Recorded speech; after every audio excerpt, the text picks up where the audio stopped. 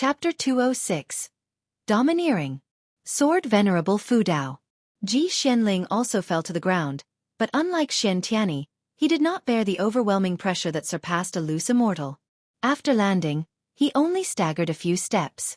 He quickly raised his eyes to look, his gaze locked on the mysterious figure in front of Xiantiani. It was a figure shining with a strong light, and he recognized the identity of the other person at a glance. Cave Master. Ji Xianling exclaimed in surprise. The Cave Master of 6 Stars Cave, Divine Soul True Lord. The Divine Soul True Lord stood tall, draped in a wide black robe, with white clothes cinched with gold thread underneath, and a jade-adorned green silk belt. His black hair was coiled with 3 small swords. His expression was cold, and he looked down at the seated Xiantiani with eyes so frigid they seemed to freeze time. The illusion in the sky mirrored Xiantiani's figure while also reflecting the image of the Divine Soul True Lord, allowing everyone in the world to see his true appearance. Even the most esteemed great cultivators instinctively revered the Divine Soul True Lord at first sight. Just by standing there, the Divine Soul True Lord exuded an invincible aura. The people of the world were even more encouraged.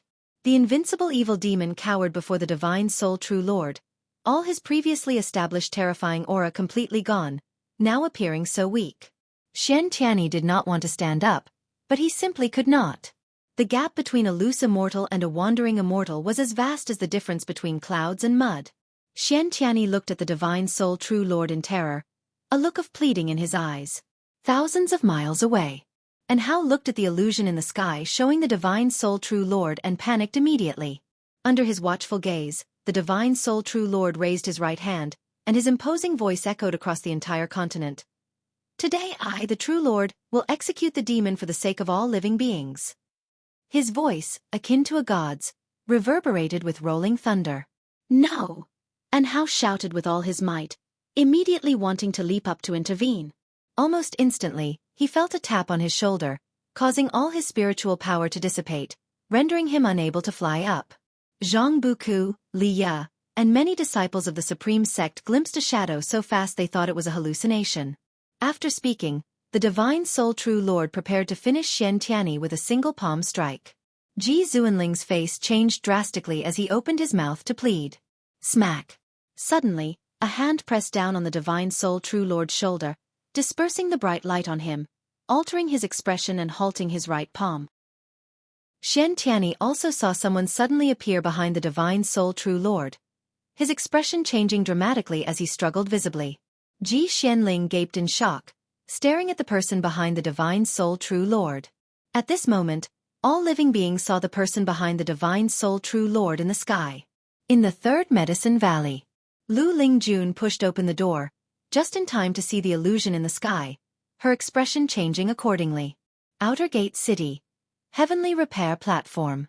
Standing beside the heaven-cutting axe, Zhuo Yijian looked up at the sky and murmured, Sword Venerable Fudao. In the distance, Dixia also recognized the mysterious figure, growing nervous immediately.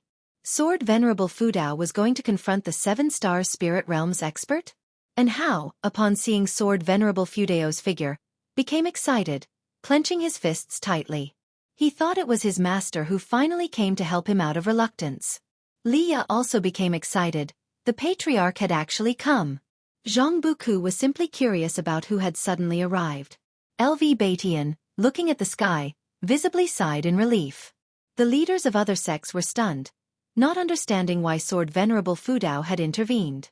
In the illusion in the sky, the Divine Soul True Lord slowly lowered his right hand, glancing back and asking, Could it be that you are the Sword Venerable Fudao who recently made a name for himself throughout the land? Behind him stood a demonic shadow, shrouded in dark purple demonic qi, mysterious and ominous. Guan suddenly pulled him behind and then stepped forward. The Divine Soul True Lord's expression changed dramatically, and his body involuntarily recoiled. Guan stepped forward to stand before Xiantiani, extending his right hand, pointing 2 fingers at Xiantiani's forehead. The magic of heaven and earth flying immortal erupted, forcibly expelling the demon soul from Xiantiani's body, dispersing the demonic qi, making Xiantiani grimace in pain. This scene shocked everyone in the world. This wasn't the evil demon? Everyone saw a demonic shadow emerge from Xiantiani, identical to his form. Before the evil demon could resist, Guan's right hand opened, swiftly grabbing it and capturing it in his palm. The demonic pressure that shrouded the continent disappeared instantly, leaving everyone feeling inexplicably relieved, as if a heavy burden had been lifted from their hearts. You! The divine soul true lord was enraged. As the cave master of Six Stars Cave, he naturally knew the evil demon's true origin. Though not personally leading it, he had allowed it. Sword Venerable Fudao was slapping him in the face. Guan turned and stood side on to the divine soul true lord. Xianxia spat out blood, collapsing forward, his forehead landing on Guan's thigh. Before closing his eyes, he weakly uttered, "Fudao." He collapsed by Guan's leg, his consciousness plunging into darkness. Sword Venerable Fudao made no sound, allowing him to lie there, calmly staring at the divine soul true lord. The people of the world held their breaths. Everyone could feel the standoff between the divine soul true lord and Sword Venerable Fudao, recognizing that Sword Venerable Fudao had come to save the one possessed by the evil demon. No. More accurately, to save the one possessed by the evil demon. The world fell silent. Even the great cultivators near Demonland were incredibly tense, not daring to breathe loudly. Blood Prison Great Saint, lying on the ground, looked at Guan's figure, eyes full of admiration. Such domination.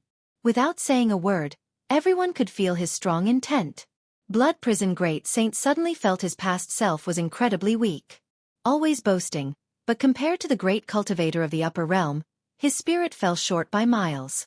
Not just him, everyone else felt the divine soul true lord had fallen to a lower position.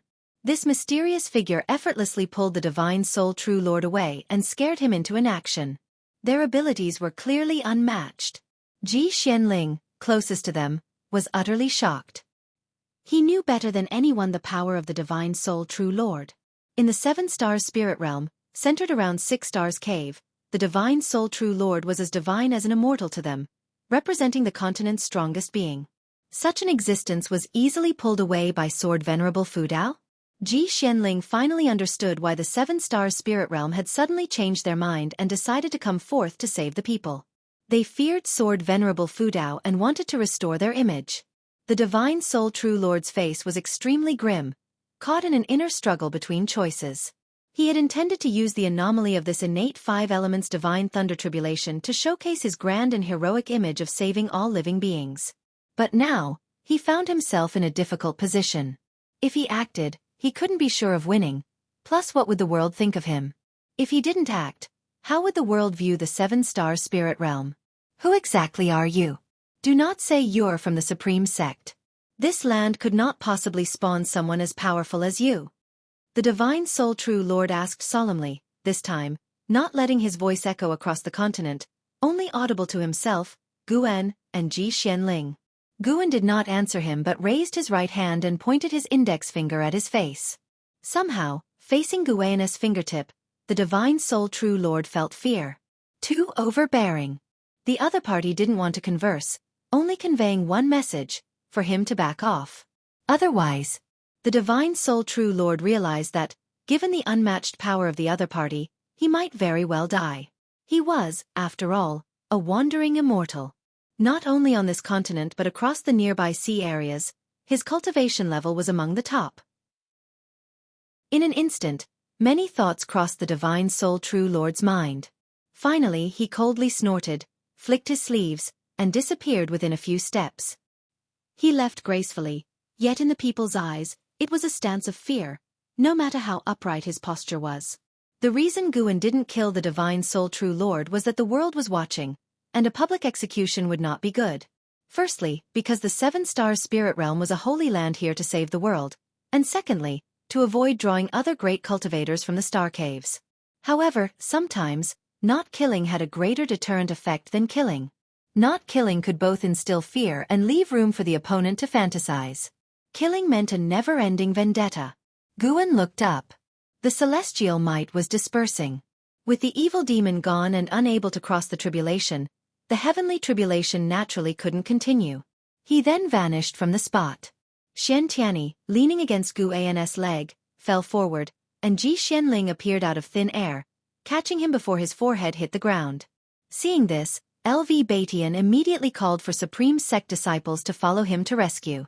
Over 10,000 Supreme Sect cultivators flew up all at once, fearless, every one of them with excitement written on their faces.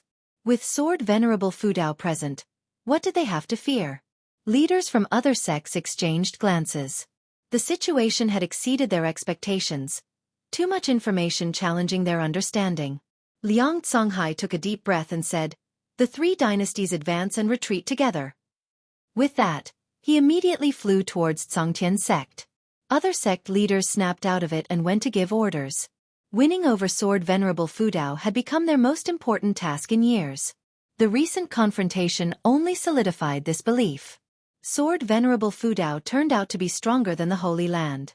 In the Third Medicine Valley, Lu Lingjun watched as the illusions in the sky gradually dispersed, pulling her thoughts back to reality. Instinctively, she wanted to find Guan to discuss her observations from the battle, but realized his presence was not in the valley. She unconsciously scanned Mystic Valley with her divine sense, finding Guan among the mountain woods nearby, inspecting medicinal herbs, and she breathed a sigh of relief. She showed a helpless smile. Such a great spectacle ignored, all he worried about were his plants. Truly hopeless. Elsewhere. In the inner sect city, Ji Xiaoyu stood on the eaves, glancing up at the sky. Even as the illusion started to fade, she did not avert her gaze. She hadn't seen the Divine Soul True Lord before but could feel his high status within the Seven Stars spirit realm. Such a powerful being was forced to retreat by Sword Venerable Fudao. Her eyes filled with complexity. Sword Venerable Fudao, who exactly are you? After this battle, she guessed the Seven Stars spirit realm would have to humble themselves. Before Sword Venerable Fudao came along, the Seven Stars spirit realm wouldn't dare to commit blatant evil, let alone now. However, the Seven Stars spirit realm would surely frantically investigate Sword Venerable Fudao, and the Ji family from the Supreme Sect would become their tool. Patriarch, was this outcome within your expectation? Ji Xiaoyu's lips curled into a smile as she turned to leave. Just as she turned, the inner sect city erupted in thunderous cheers. One city was but a microcosm of the world. The entire world erupted into a feverish celebration. Chapter 207. Like Panon over the ocean, Divine Soul True Lord sat on a huge gourd, his arms crossed in front of his chest as the sea breeze blew his hair. He closed his eyes, frowning deeply. The more he thought, the angrier and more restless he became. After this battle, the prestige of the Holy Land would surely plummet. How could he not be angry? He just couldn't judge Sword Venerable Fudao's attitude towards the Seven-Star spiritual realm. For now, Sword Venerable Fudao did not seem hostile towards the Seven-Star spiritual realm. The previous Lin Jingxian killed himself, and Ji Xianling went to the Supreme Sect without incident. This time was no different. Sword Venerable Fudao only pushed him back and did not strike a killing blow. He couldn't tell if Sword Venerable Fudao feared the Seven-Star spiritual realm or had no killing intent from the start. In fact, when the evil demon attacked the wandering immortal realm, Divine Soul True Lord had sensed it but deliberately did not intervene. He allowed the Lin family loose immortal and disciples to be devoured by the evil demon to create a more terrifying image of the evil demon. The stronger the evil demon, the more prestige he would gain by exterminating it. Secondly, he wanted to use this opportunity to eliminate the Lin family, thus removing the cause and effect of offending Sword Venerable Fudao. Had he succeeded, the Seven-Star spiritual realm would have maintained the prestige of the Holy Land while resolving any grudges with Sword Venerable Fudao, achieving a perfect outcome. But things went wrong. Sword Venerable Fudao acted ahead of schedule. It seems Sword Venerable Fudao is related to Xianxia. Could he be from the Star Sea congregations? The more he thought about it, the more likely Divine Soul True Lord found this possibility. Before Xianxia joined the Star Sea congregations, the Supreme Sect did not have such a great cultivator. He speculated that Xianxia, knowing the demon disaster was imminent, had asked Sword Venerable Fudao for support in advance. That's right. It must be so. Divine Soul True Lord had heard that Xianxia wrote a book entitled The Legend of Sword Venerable. He raised his right hand and took out a token, hesitating for a moment before probing it with his divine sense. Soon, he sensed a wave of divine sense from the token, and began to relay what had happened, along with his speculations. After a while, his face turned grim as he was obviously reprimanded. In the forest of Mystic Valley, Guan silently pondered. Ever since Divine Soul True Lord had left, his divine sense had been following him, preventing any unforeseen events. Seeing Divine Soul True Lord take out the token, Guan could guess he was contacting someone more powerful from the 7-star spiritual realm. Once Divine Soul True Lord placed the token back into his storage ring, Guan exhaled a long breath, his eyes growing cold. Judging by his expression, Guan hesitated. The lifespan foresight could only determine whether others had ill intentions towards his true form, while the 9 extremes yin-yang body could conceal his true form and obscure karmic calculations unless the other person linked Sword Venerable Fudao directly to his true form and harbored enmity. The mountain god's little figure had resembled Gu An's true form closely, without any divine skills to cloak it, which was why he could sense it. And the hateful heaven ancestor had discovered him directly through sword intent. After 30 minutes, Divine Soul True Lord landed on an island. As he entered a cave, Guan sensed a restriction and stopped following. Just remember this island. Guan stood up and walked back to Mystic Valley. The disciples in the valley were still excitedly discussing the sky illusion they had witnessed earlier, the image of Sword Venerable Fudao deeply ingraining in their minds. They also believed that the entity confronting Divine Soul True Lord was indeed Sword Venerable Fudao. Guan joined them, chatting for a while.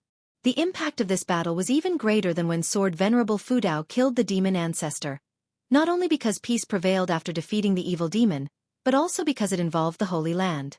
When Guan returned to the 3rd Medicine Valley, the disciples were gathered noisily, like in a busy market. Lu Lingjun, who had been waiting for him, pulled him into a pavilion, excitedly talking about Sword Venerable Fudao. Seeing her admire Sword Venerable Fudao so much filled Guan with satisfaction. He had to feign excitement and reciprocate the emotional value. For the next month, the Supreme Sect was in constant uproar, everyone full of excitement, various news spreading wildly within the sect. Guan went to the outer gate city twice, each time staying for 2 ancient hours, listening to the disciples on the streets praise Sword Venerable Fudao.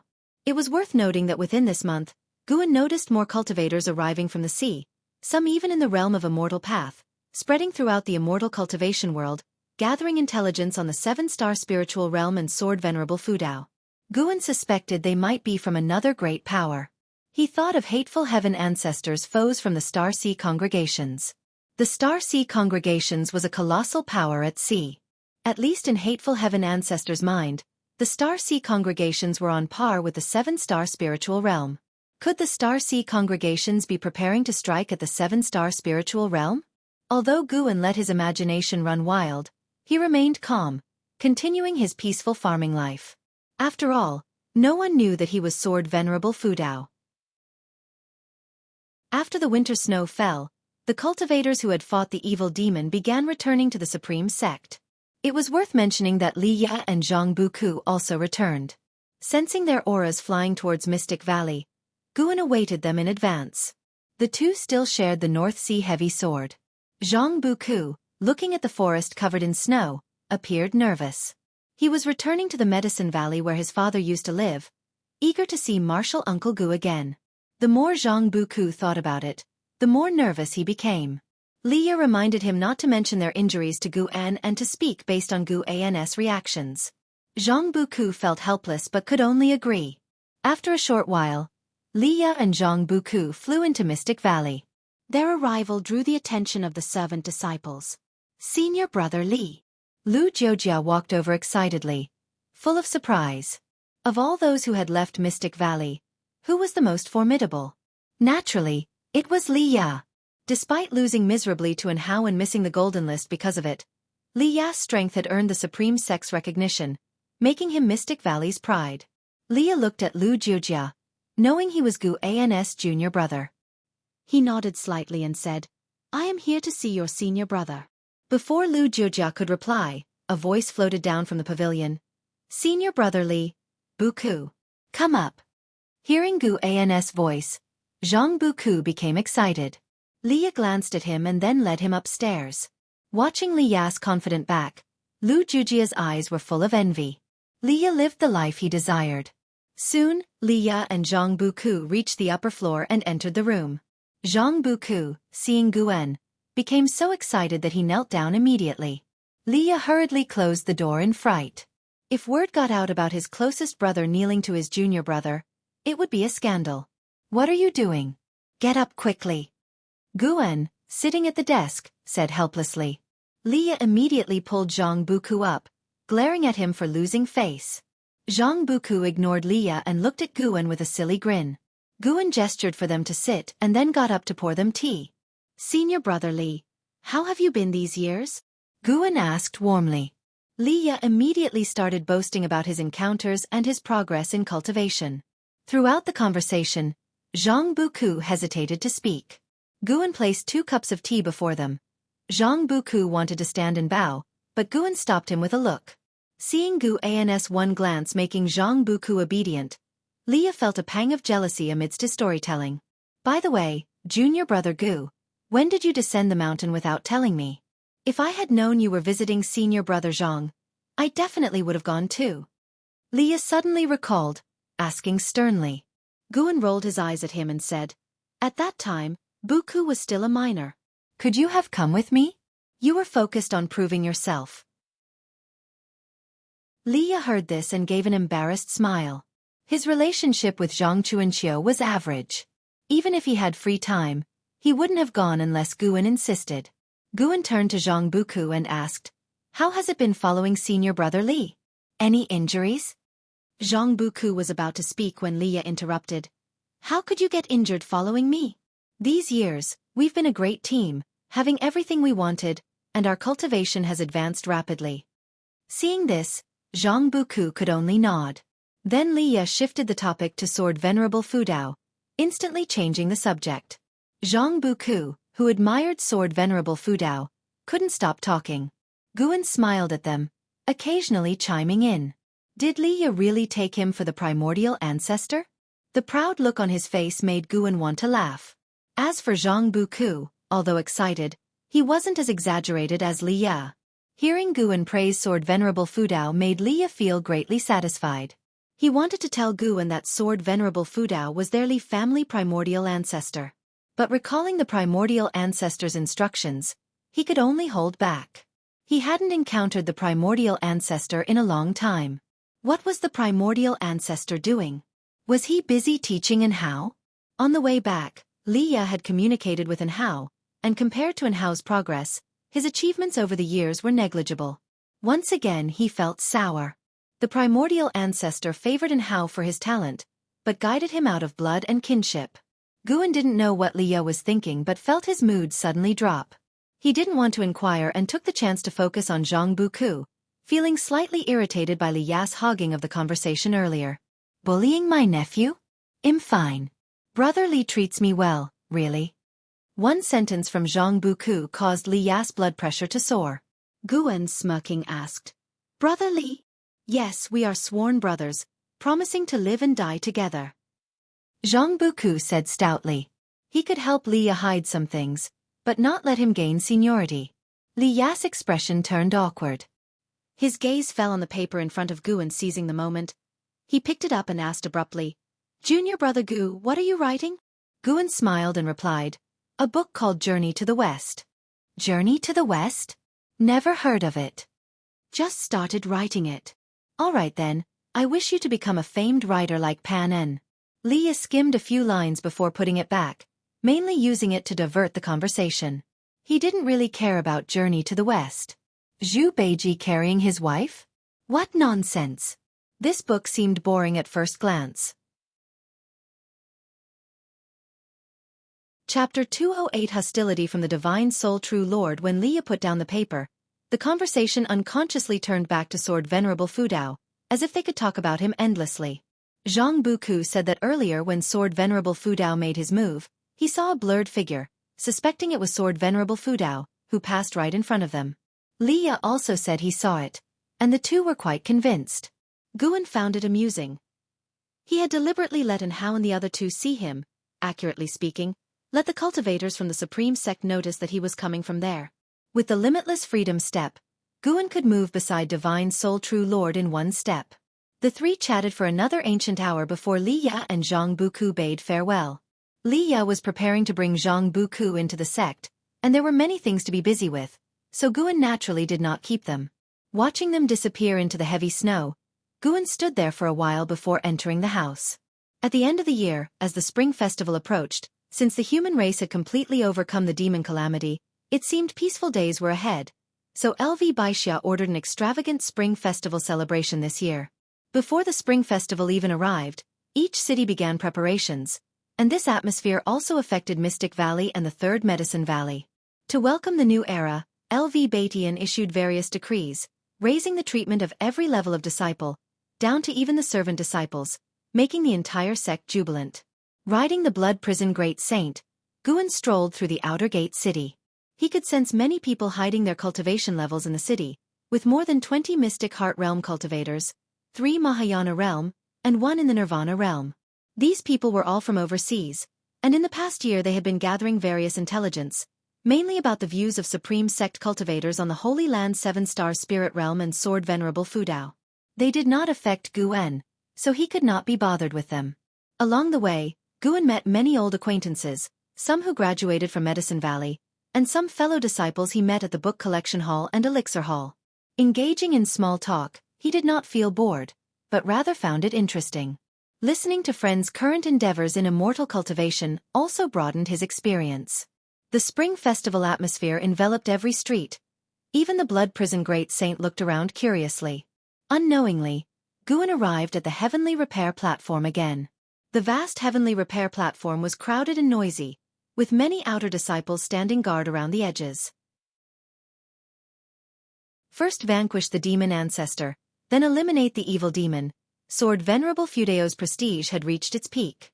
Even disciples from other sects would come to the heavenly repair platform to worship the words, righteous path.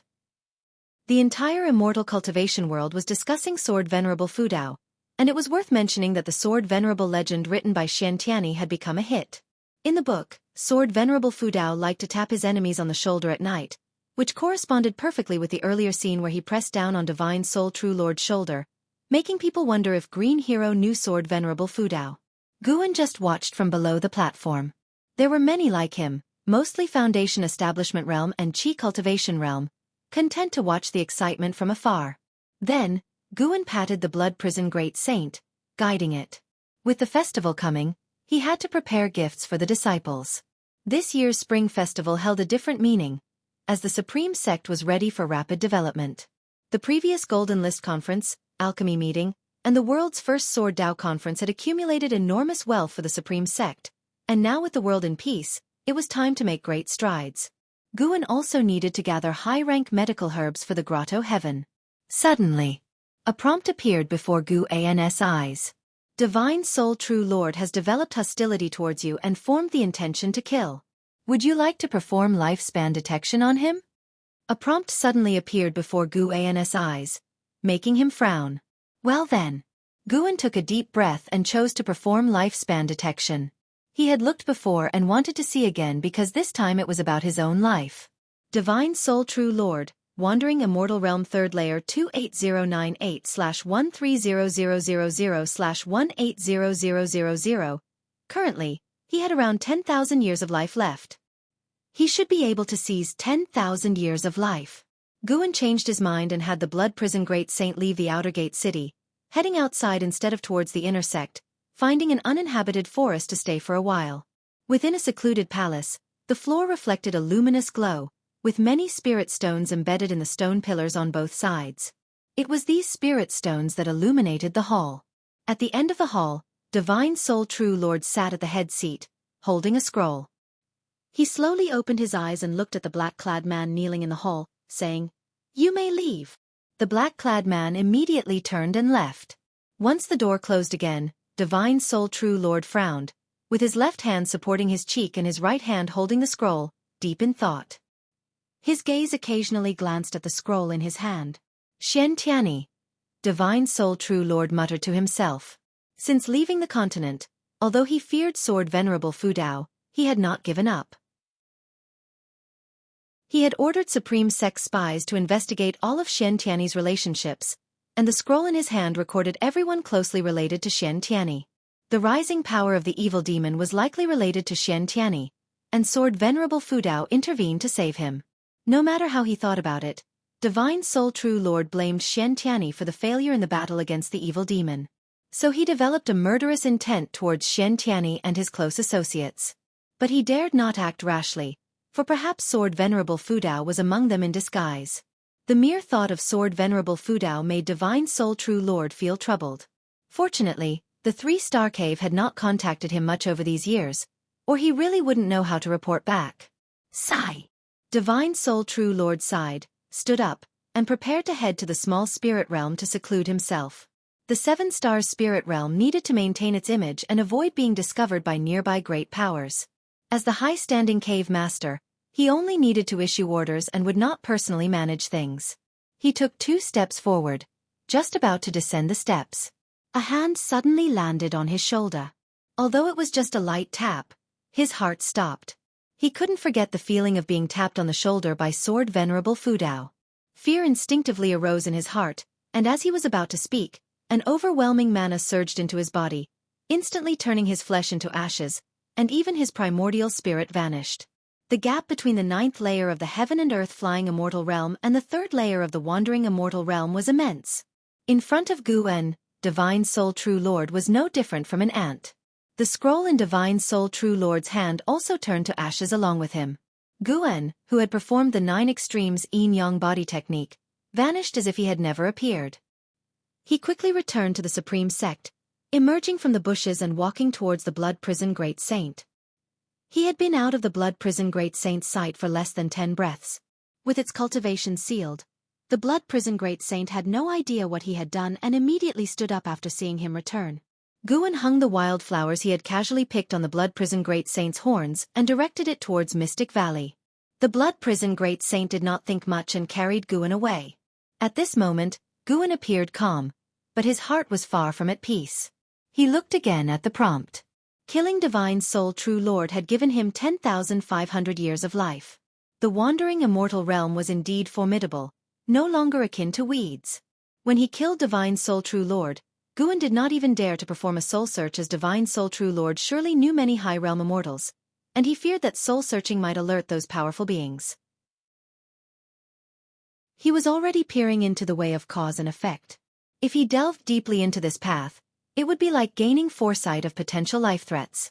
He had not even explored that cave. For a great cultivator like Divine Soul True Lord to disappear for decades or even 100 years was not unusual. It remained to be seen whether the 7-star spirit realm had a device to contact its disciples. Guan had once read a book stating that some sects across the seas possessed special artifacts. When a sect member perished, they could detect it immediately. Anyway, he would take a gamble. Guan would not allow someone harboring murderous intent towards him to live. The longer they were left unchecked, the greater the danger. After the Spring Festival, the Supreme Sect began promoting the world's first cultivation meeting. What was the cultivation meeting? This idea, inspired by the heaven-cutting axe, was to create a heavy object that participants would control with spiritual power. The announcement of this meeting caused widespread interest in the immortal cultivation world. Such a meeting had never been held before. LV Batian planned to prepare for 5 years and even hinted at participation from overseas cultivators. Since killing Divine Soul True Lord, Guan observed the territory of the 3 dynasties every day with his divine sense. Fortunately, everything was peaceful, and the lifespan detection had not been triggered. In mid-March, LV Batian visited Guan. The 2 drank wine in the house, with Guan listening carefully to LV Batian's ambitious plans, occasionally interjecting. He did not understand how to manage a sect but could offer some suggestions. Currently, LV Batian's ideas aligned with his own. LV Batian put all his efforts outward, and the entire sect worked hard for its growth, reducing internal strife significantly. The Supreme Sect enjoyed unprecedented harmony. Even though the world appears peaceful now, I still feel uneasy, just like half a year ago when dealing with the evil demon. That mysterious cultivator. His cultivation was incomparably strong.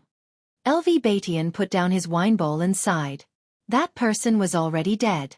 Guan silently answered in his heart but said, "Wasn't it said that the person was an immortal senior from the Holy Land?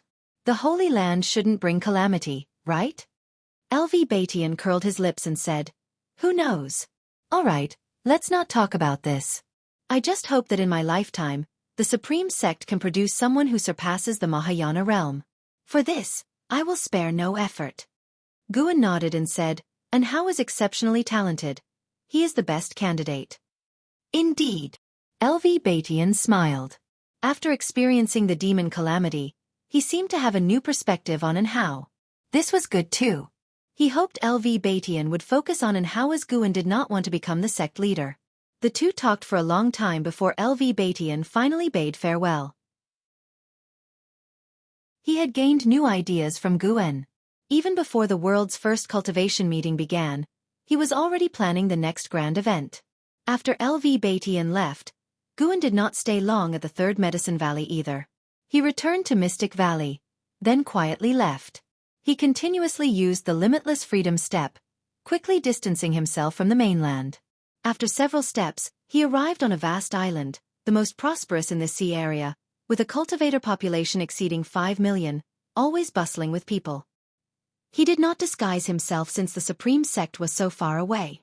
Even a Mahayana realm cultivator would take a lot of time to get here, and there were countless sea demons along the way. Here, no one recognized him. The purpose of this trip was to purchase medicinal herb seeds. His grotto heaven only grew herbs of the 7th rank or higher.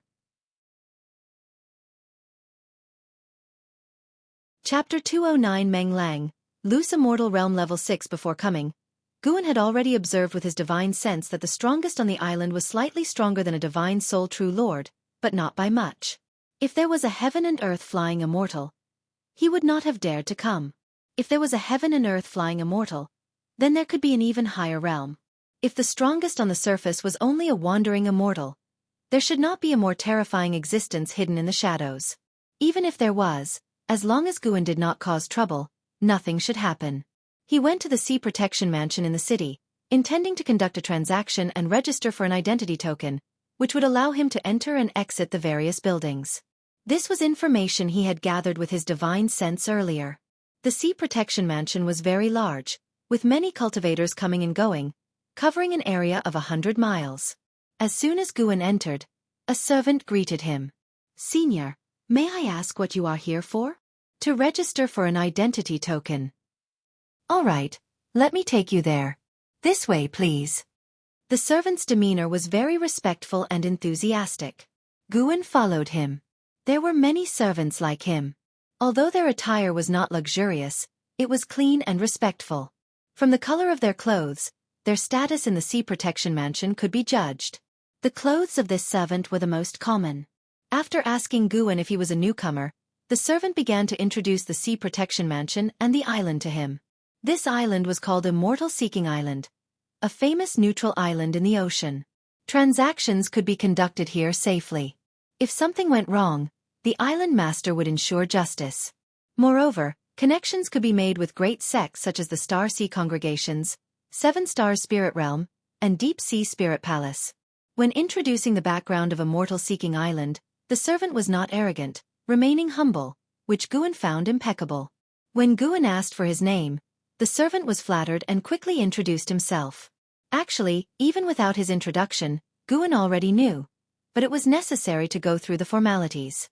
Hu Xiaojian, Nascent Soul Realm, 2nd Layer 480/860/2200.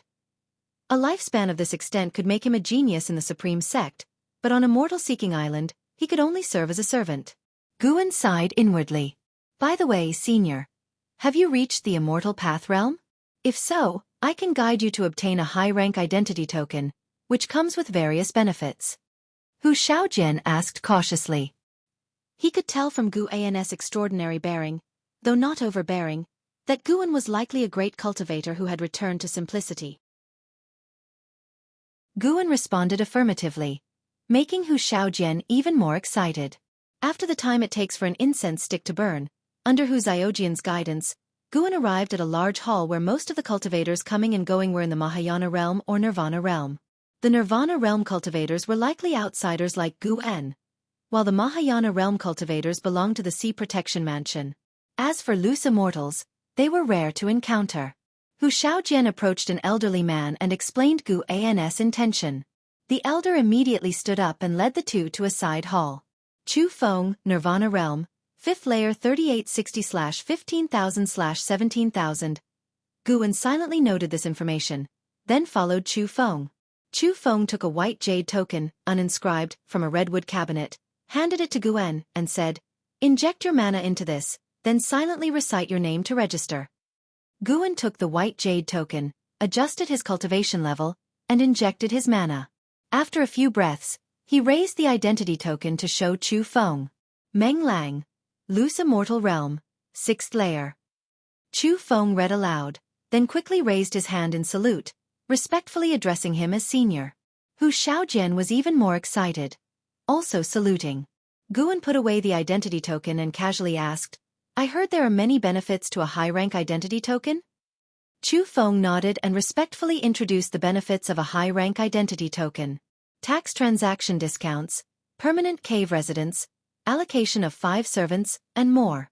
Guan was very pleased with what he heard and ultimately decided to have Hu Xiaojian lead the way, making Hu Xiaojian feel flattered while Chu Feng smiled and encouraged Hu Xiaojian.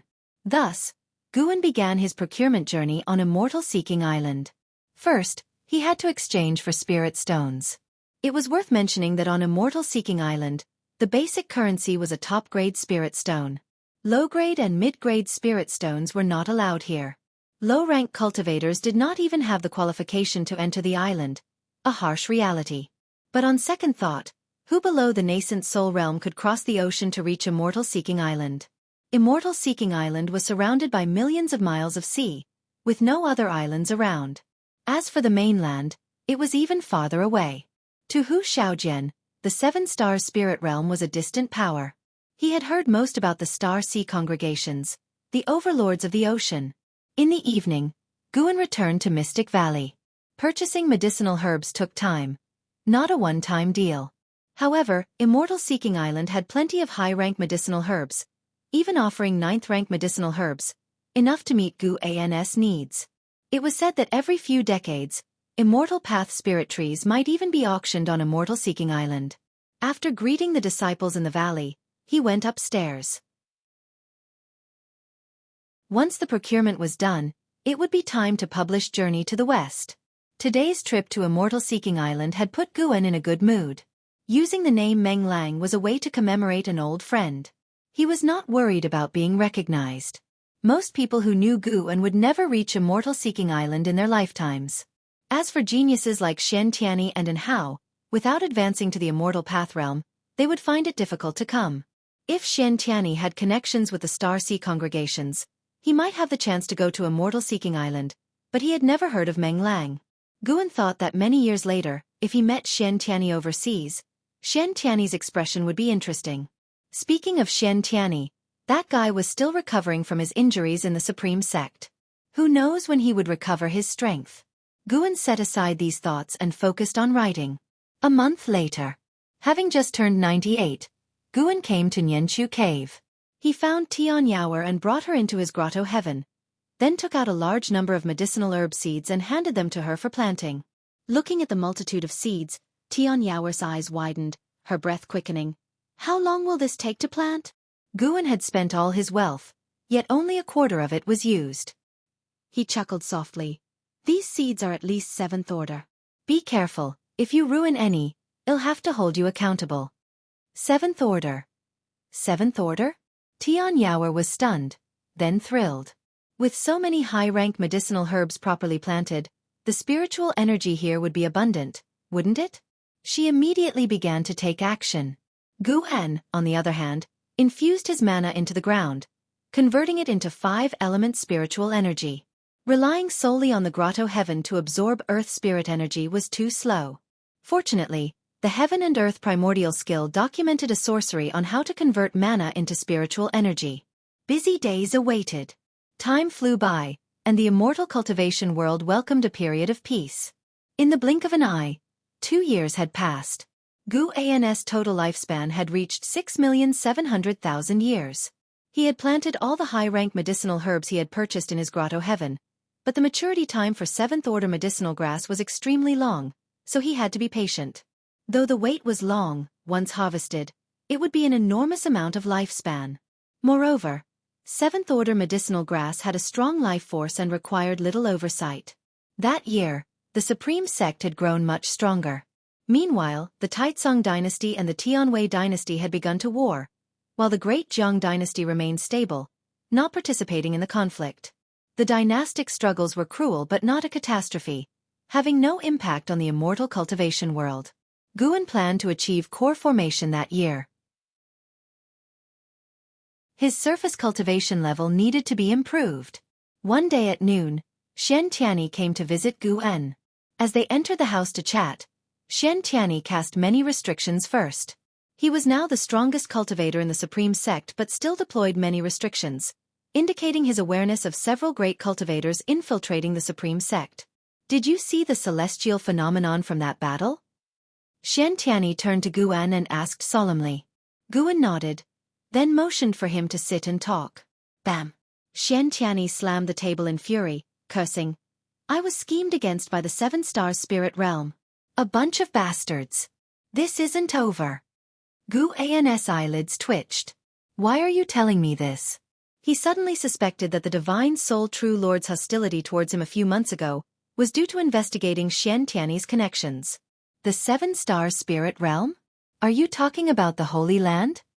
Gu En asked cautiously.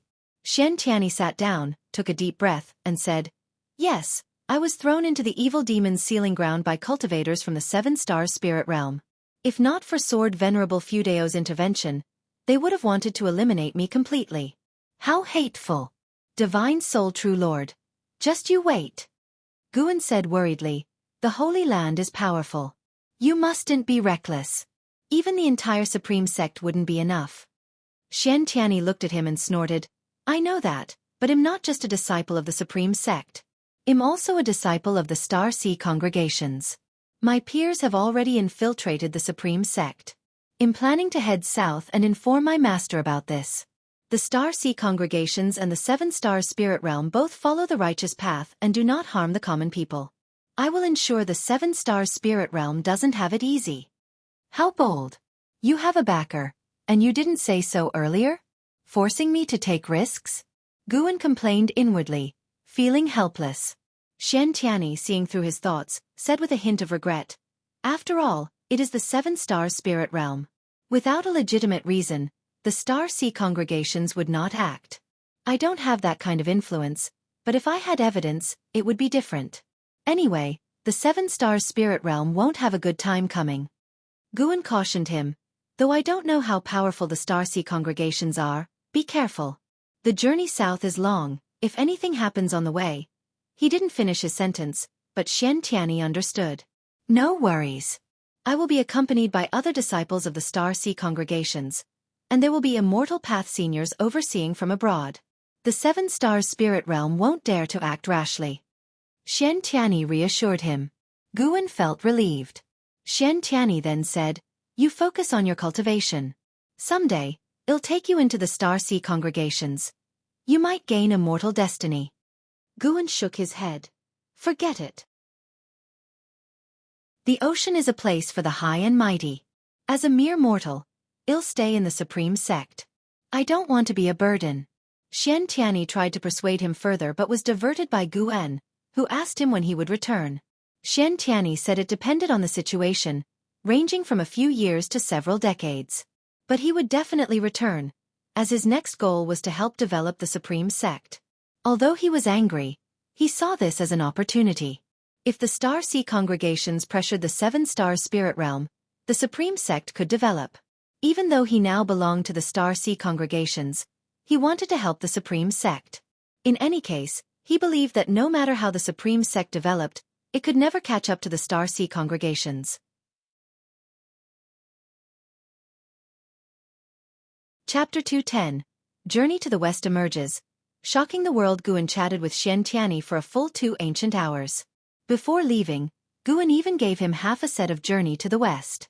So many years had passed, he had already written Journey to the West, but he wanted to release it later and kept refining his calligraphy, so he had rewritten Journey to the West many times. The reason for giving Xianxia only half was because he was afraid Xianxia might leak it. Always leave some suspense. After Xianxia left, Gu En followed downstairs and rode the Blood Prison Great Saint to the Mystic Valley.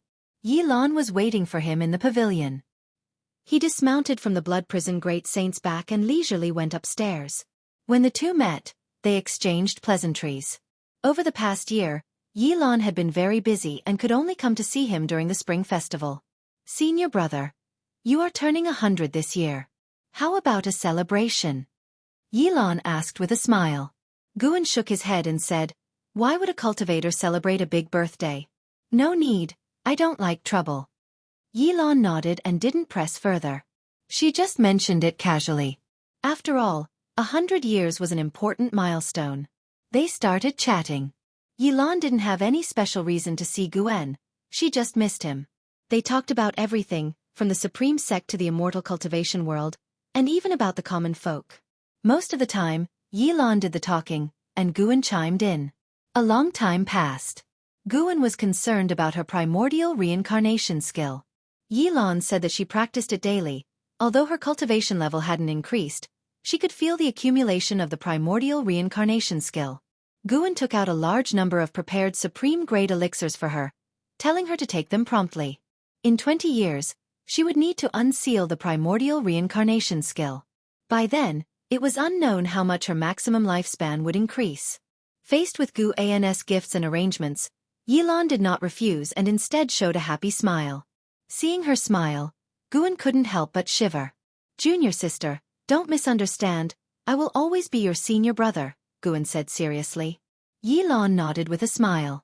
She stood up, walked to Guan's side, and placed her hands on his shoulders. It had always been him who patted others' shoulders. Only his junior sister could pat his. Ah well, she was his junior sister after all. Sit down, no hands on. Oh, senior brother, I won't do anything inappropriate, just like last time. You dare mention last time? What's wrong with a little touch? I promise I won't go further. Don't speak such bold words, sit down, I have something to tell you. Say it, I'll just stand by your side. 3 days later, Guan rode the blood prison great saint to the outer gate city. He made his way to the book collection hall. The great elder of the book collection hall, Feng Shang, personally received Guan. After they were seated, Feng Shang asked with a smile, Shattering the Void is finished. Do you have a new book in mind? Though Shattering the Void's reputation wasn't as great as Investiture of the Gods, it made a lot of money, benefiting not only him but the entire outer gate city as well. Their outer gate city had become the top among the 8 outer gate cities, with Sword Venerable Fudao in martial and Panan in literature. Every time he read Investiture of the Gods, Feng Shang felt Guan resembled Sword Venerable Fudao. But thinking that Guan was not yet 100 years old, he found his speculation absurd. Though perhaps Panan was somehow related to Sword Venerable Fudao, maybe this was why Panan refused to write about Sword Venerable Fudao, fearing people might discover the connection. Guan took out 5 books from his storage bag, which were the first half of Journey to the West.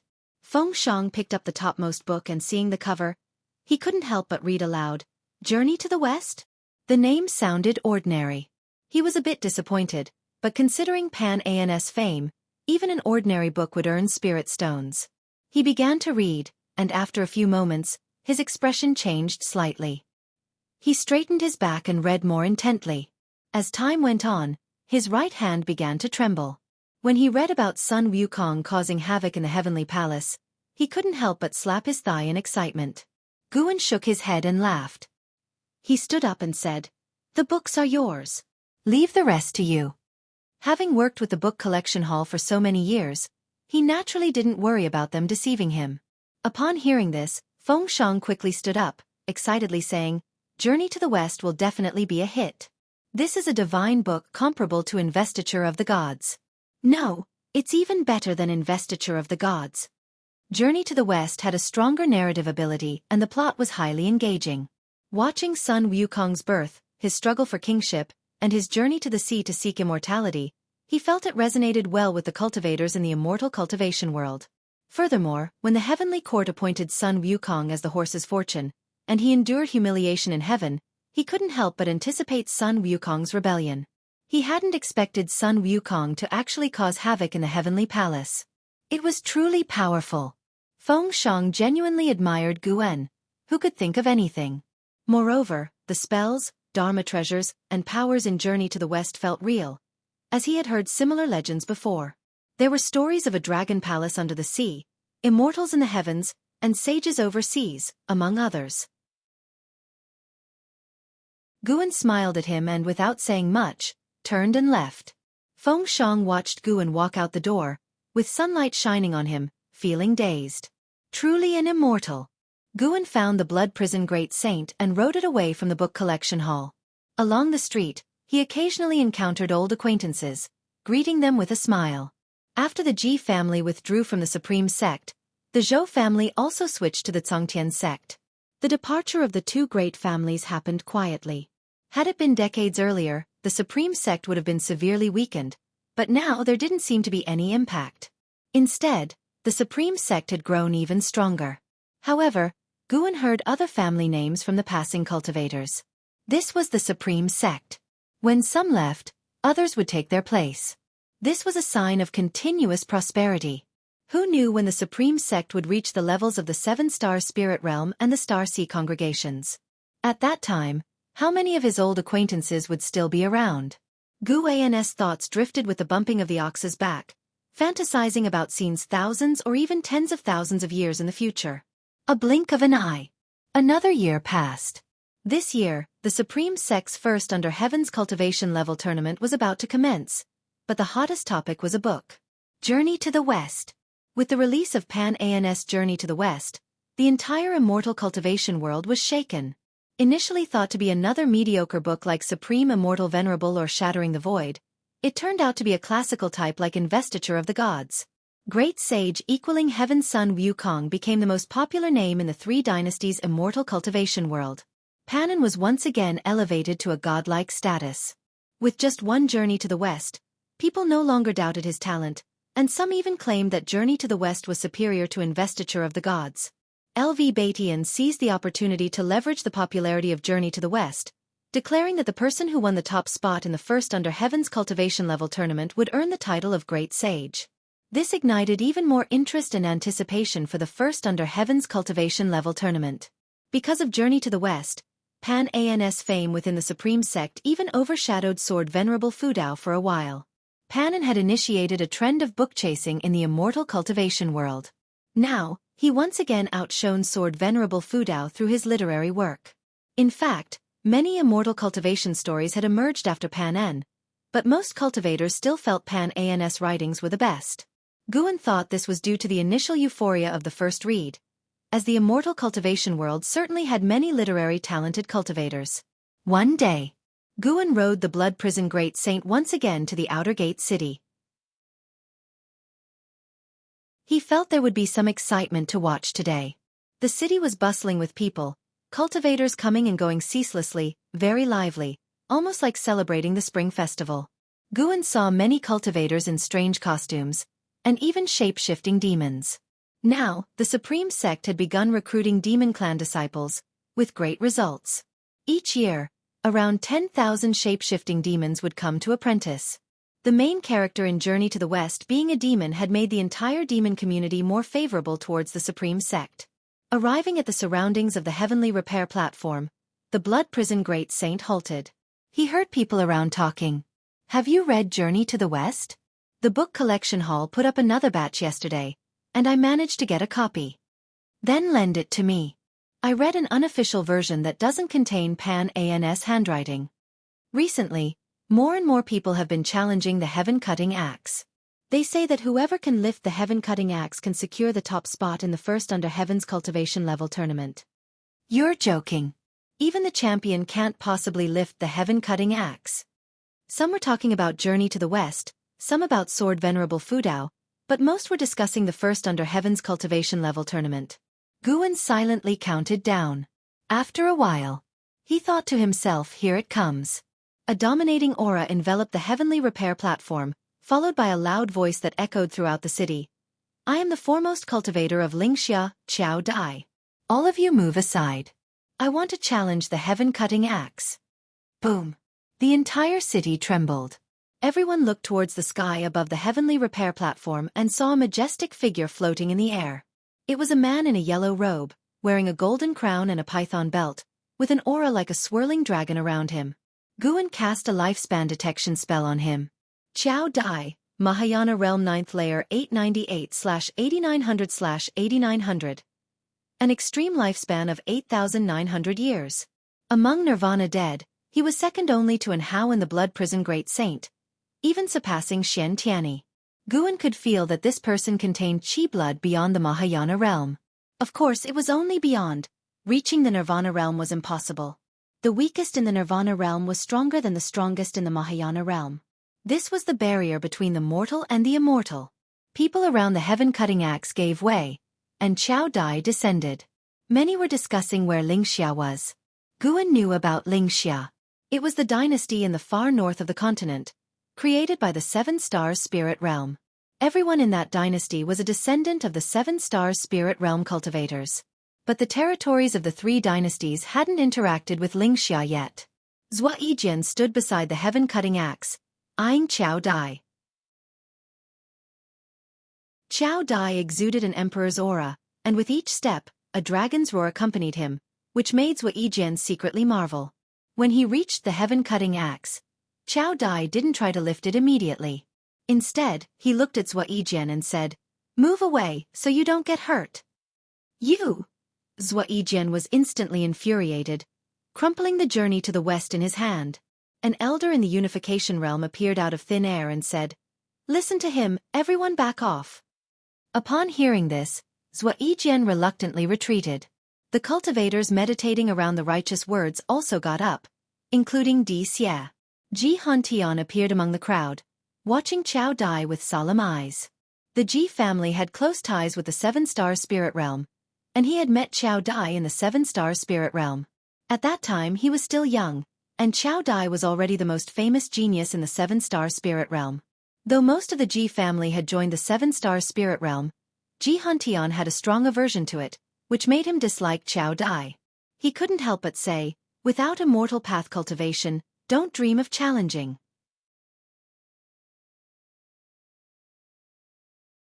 Chapter 211. The unfathomable Gu and Chao Dai ignored Ji Hantian's provocation and fixed his gaze on the heaven-cutting axe. Everyone looked at him.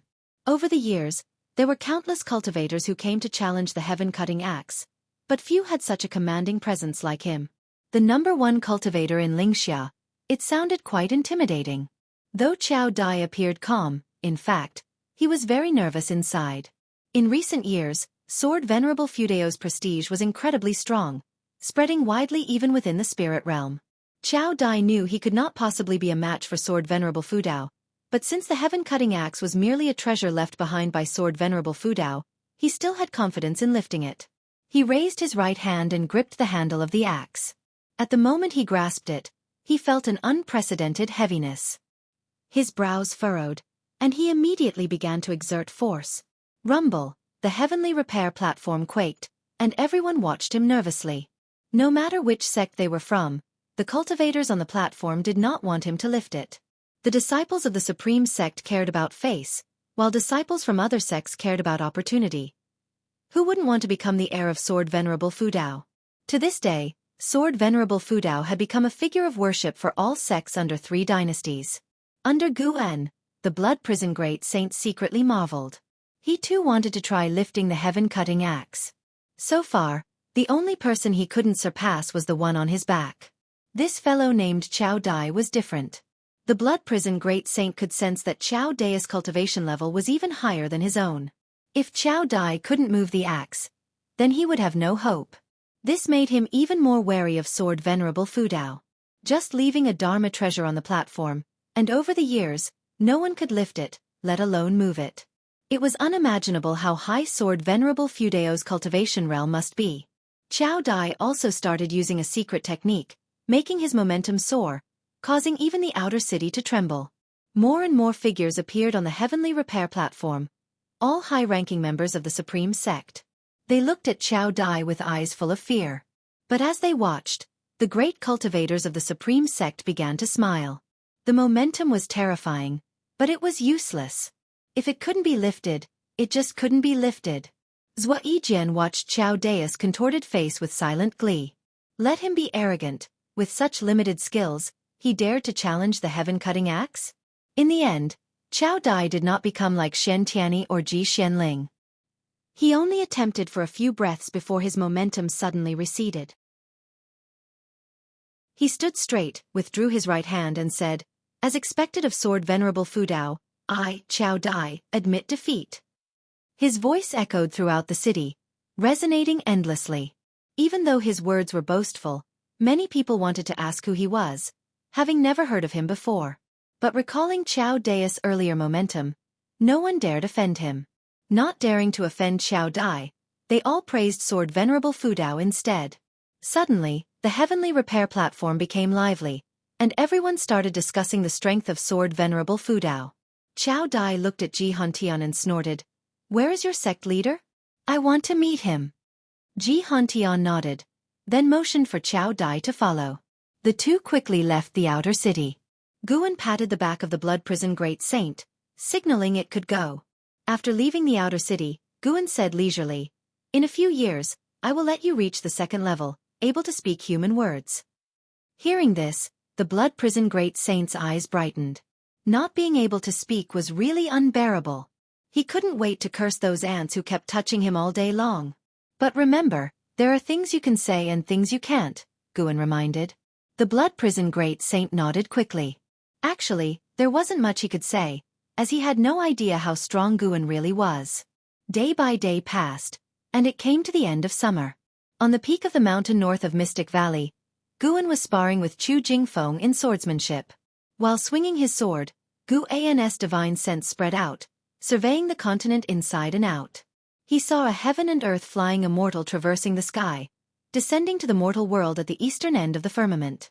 Over the years, he saw many figures coming and going between heaven and earth. Though heaven and earth flying immortals were rare, at his level, he could see at least one every day, showing how vast this mortal world was. Heaven and earth flying immortals were not the strongest. Even at the heaven and earth flying immortal realm, Guan's divine sense could not cover the entire mortal world. No wonder it was called the Great Heavenly Spirit Land. This mortal world was truly vast. For Guan, the bigger this world was, the better. The larger the world, the smaller and more insignificant he felt. After a while, Guan sensed a vast aura erupting from the eastern direction, far from the continent, even farther than a mortal-seeking island. But that aura made his heart tremble. It was very powerful. It didn't seem like the aura of a living being's cultivation, but rather some kind of supreme treasure. Could it be that someone from beyond the heavens came for this mysterious supreme treasure? It seemed highly possible to Guan. At this moment, Chu Jingfeng sheathed his sword, gasping, "I'm exhausted, can't match you." He looked at Guan with a complex expression. Every time he felt his swordsmanship had improved significantly, he would spar with Guan. Each time, it seemed he was about to win, but the result was always defeat. The two competed in swordsmanship without using spiritual power, purely relying on qi. Of course, if he couldn't defeat Guan before his qi was depleted, it meant his swordsmanship wasn't superior to Guan's. Guan smiled, "Just a little more, you are much stronger than before." Chu Jingfeng wiped the sweat off his forehead and stared at Guan, asking, "Do you mean you are also improving, or have you been holding back?" He increasingly felt that Guan was unfathomable. Initially, he was merely grateful to Guan, but now he felt Guan was either a peerless genius or a high-level cultivator hiding his cultivation. He thought back to the years when the demon of greed caused chaos. The demon of greed had perished in Guan's house, but to this day, no one discovered who had saved Guan. Could it be Guan himself? Guan laughed. "Hey, I'm at the 9th level of the Foundation Establishment realm, about to reach core formation. Isn't it normal to beat you? Don't forget, I'm ranked 500th on the golden list." Seeing his smug expression, Chu Jingfeng couldn't help but shake his head and smile. Right, why overthink? In any case, he was now a cripple, weaker than everyone.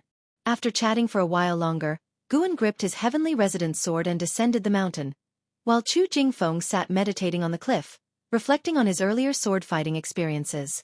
The next morning, the first Heavenly Strength Tournament officially began. It was said that over 50,000 cultivators and demons had signed up, covering all realms. There were even mysterious Mahayana cultivators participating. Guan did not participate. Instead, he headed to Xianxia Valley to harvest medicinal herbs. This year, he aimed to reach a lifespan of 7 million years. After surpassing the 10 million year mark, he could look forward to a billion-year lifespan. A billion years would bring new abilities, the next time could be 10 billion or even 100 billion years for new functions. The thought was exciting to Guan. If a billion years passed in the real world, how high would his cultivation level be? The sky was clear, and the ocean was boundless. Immortal-seeking island sat on the ocean, small as a speck of dust, but when viewed up close, its prosperity was evident. Guan returned to Immortal-seeking island, and exchanged all the medicinal herbs he had gathered over the past 3 years for top-grade spirit stones, then began to wander around. He planned to buy some high-quality cultivation elixirs to help Yilan and Xiaochuan. As for others, he wouldn't go out of his way to help them. Enjoying the elixirs he personally refined was good enough. Hu Xiaojian continued to lead the way for Guan, full of enthusiasm. By the way, Senior, several months ago, a conflict broke out between the Star Sea congregations and the Seven-Star Spirit Realm. Have you heard about it? Hu Xiaojian asked suddenly, his expression excited. Guan answered, I've been secluded in training, unaware of this. Why did they clash? Hu Xiaojian lowered his voice. It said that a disciple of the Star Sea congregations was killed by the Seven-Star Spirit Realm, so a group of Star Sea congregation cultivators attacked islands affiliated with the Seven-Star Spirit Realm. They fought for 3 days and nights. Many say the Star Sea congregations and Seven-Star Spirit Realm are going to war. They have been at peace for 50,000 years. Who knows if it's true? If these two top forces go to war, this ocean will be far from peaceful. Guan first thought of Xianxia. Was Xianxia's capability so great? On second thought, yes, a Mahayana cultivator of several hundred years was rare. Even on the ocean, he would be a top-tier talent. On Immortal-seeking island, Guan had only seen a few. The two continued chatting as they moved forward. An hour later, Guan had spent all his spirit stones, reaping abundant rewards. Spending on his junior brothers and sisters, he felt no regret, even if they were destined to die. He was willing to help them live a few hundred or thousand years longer. After dismissing Hu Xiaojian, Guan began to wander Immortal-seeking island on his own. Immortal-seeking island was large, with numerous cities. Cultivators, demons, and spirit beasts were everywhere, making the streets very lively. Suddenly, someone brushed past Guan due to the person's peculiar attire. Guan subconsciously threw a lifespan detection. 9-Finger Divine Lord. Second layer of Traveling Immortal Realm 170800/190000/800000. 17,000 years? Was this 80,000-year maximum lifespan serious? Guan was intrigued. The person's apparent cultivation was only at the Mahayana realm. Even as a 9th-level heaven and earth flying immortal realm great cultivator, Guan couldn't see through his true cultivation level, indicating this man's greatness. Of course, it was also possible that this person was not a wandering immortal, but had his cultivation level fall due to some reason. Guan thought the latter was more likely. He didn't turn back and continued forward. However, the 9-Finger Divine Lord stopped. He wore a black outfit like a wanderer. His clothes were not fancy, somewhat old, with a bamboo hat and a large wooden box on his back. He looked back, frowning under his hat, eyes filled with confusion. Was it a misperception? The 9-Finger Divine Lord felt someone watching him earlier but saw no one when he looked back.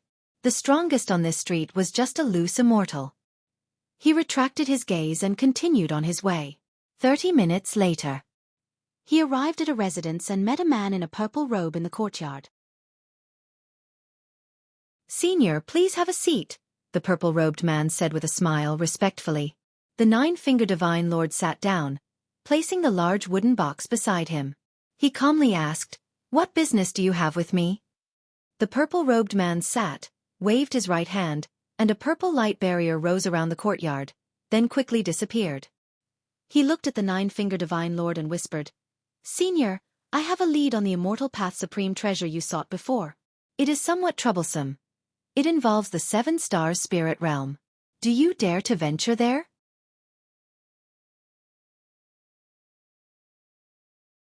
Chapter 212 Strange Aura. After brushing past the 9-Finger Divine Lord, Guan quickly left Immortal-seeking Island. Although the 9-Finger Divine Lord couldn't threaten him at the moment, his age of 170,000 years made Guan reluctant to associate with him. Guan had no need to make connections with great powers. He just wanted to avoid trouble. After returning to the Supreme Sect, he went to watch the first cultivation conference every few days and found it quite interesting. The Supreme Sect created different treasures according to different realms, and it was said that the materials were brought from overseas by Xianxia. The heaviest was a Mahayana realm treasure. heavier than a mountain. Because of this, the Supreme Sect also specially opened a venue and set up layers of restrictions to prevent the ground from collapsing. Since there was no combat, the first Cultivation conference didn't last as long as previous events. In less than half a month, Qiao Dai won the first place and was conferred the title of Great Sage of the Heavenly Peak by the Supreme Sect. Afterwards, Qiao Dai announced his decision to join the Supreme Sect and become an elder, which took Guan by surprise. What is the Seven-Star Spirit Realm up to? Sending a Mahayana realm cultivator to the Supreme Sect for no reason? Or are they planting a pawn? Guan didn't ask LV Batian. Even if Qiao Dai had bad intentions, he wasn't afraid. It only took one move to kill the Divine Soul True Lord, and it would be the same for Qiao Dai. However, after autumn arrived, Jianghu brought Qiao Dai to find Guan, who happened to be in, so he received them in his building. Qiao Dai sat at the table, looked around the environment, and asked, "Are you Panin?"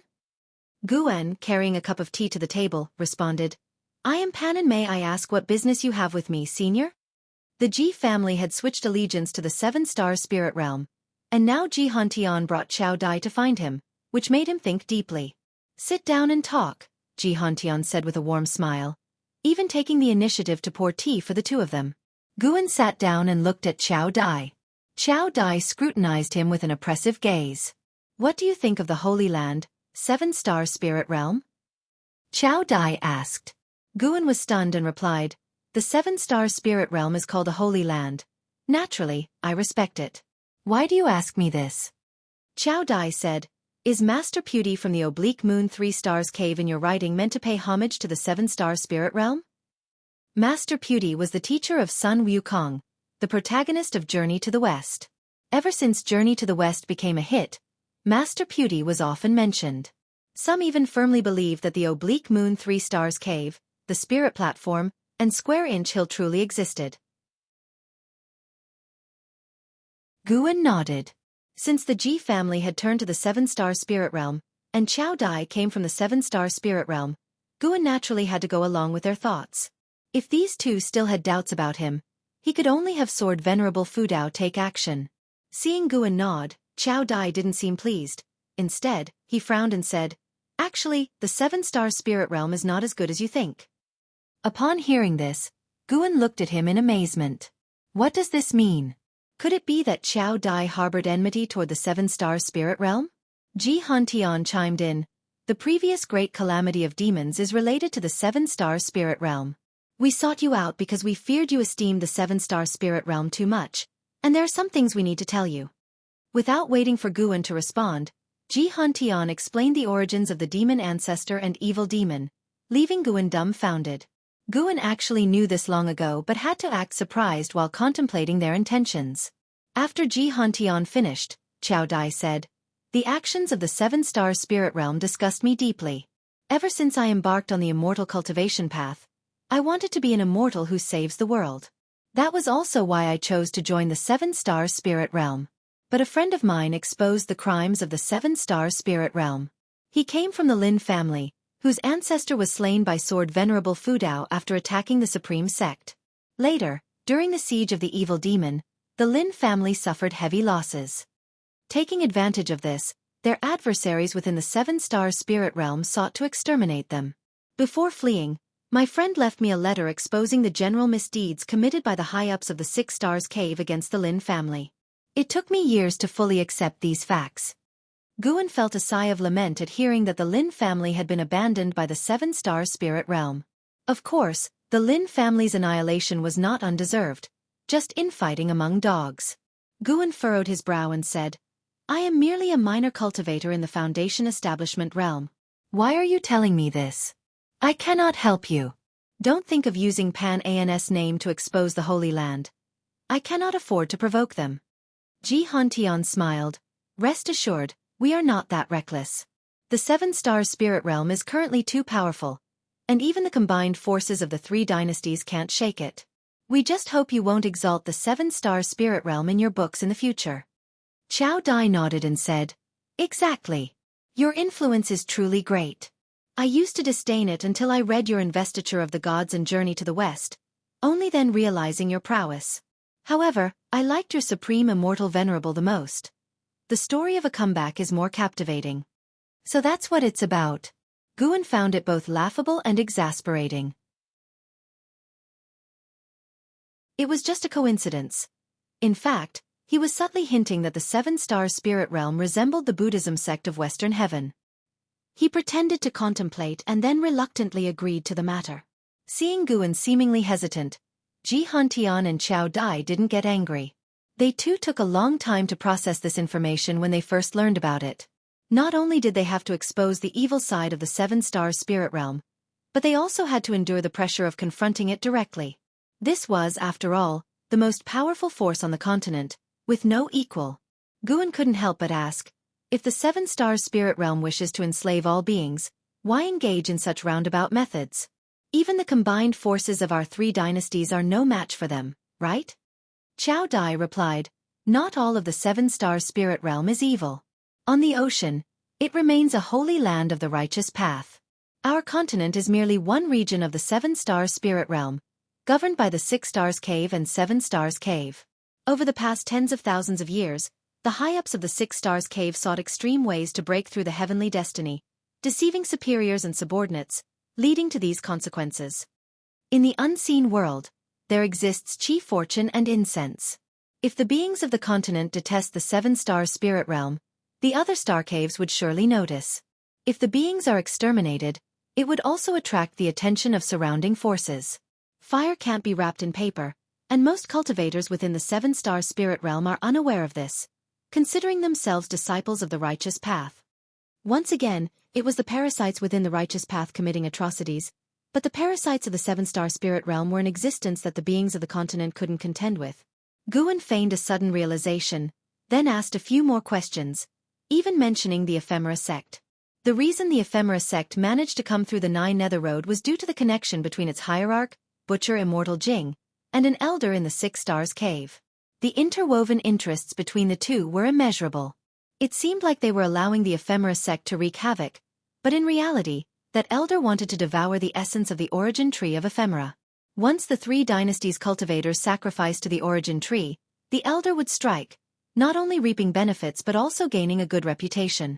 The continent where the ephemera sect resided was also a subsidiary of the seven-star spirit realm, extremely distant from here, so far that the cultivators of the ephemera sect had to rely on the Nine Nether Road. Without Mahayana realm cultivation, they would surely die en route through the ocean. The three continued their conversation for an hour. Before leaving, Xianxia urged Guan not to spread this matter.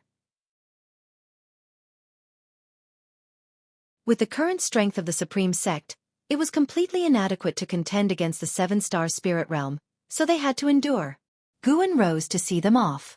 Watching Xianxia's departing figure, he very much wanted to ask about the Ji family's true stance towards the seven-star spirit realm. Currently, there were very few members of the Ji family in the supreme sect, practically just Xianxia's lineage. Speaking of which, when the evil demon broke free, Ji Xiaoyu gave Guan a jade pendant to temporarily keep. It recorded the crimes of the seven-star spirit realm, and after so many years, Ji Xiaoyu had yet to come to reclaim it. Using his divine sense, he noticed Ji Xiaoyu heading towards the Tianwei dynasty, moving towards the Eastern Ocean. What was this? Running away from marriage? Xianxian and Xiao Dai's visit did not affect Guan's life. In the following days, he visited the outer gate city more and more frequently. During the winter season, with heavy snow falling, in front of the law enforcement hall's gate in the outer gate city, Guan and Yilan stood before a statue. After taking the elixirs from Guan, Yilan said helplessly, "This is too much. Senior brother, don't you cultivate? Are you spending all day making elixirs for me?" Guan patted the snow off her shoulder and laughed softly. "Don't worry. What I gave you is only a small part. The majority I consumed myself. How could you be more important in my heart than myself?" Yilan glared at him but felt deeply moved inside. She wasn't foolish. Guan had definitely given her all the elixirs just to help her achieve the primordial reincarnation skill. She was puzzled.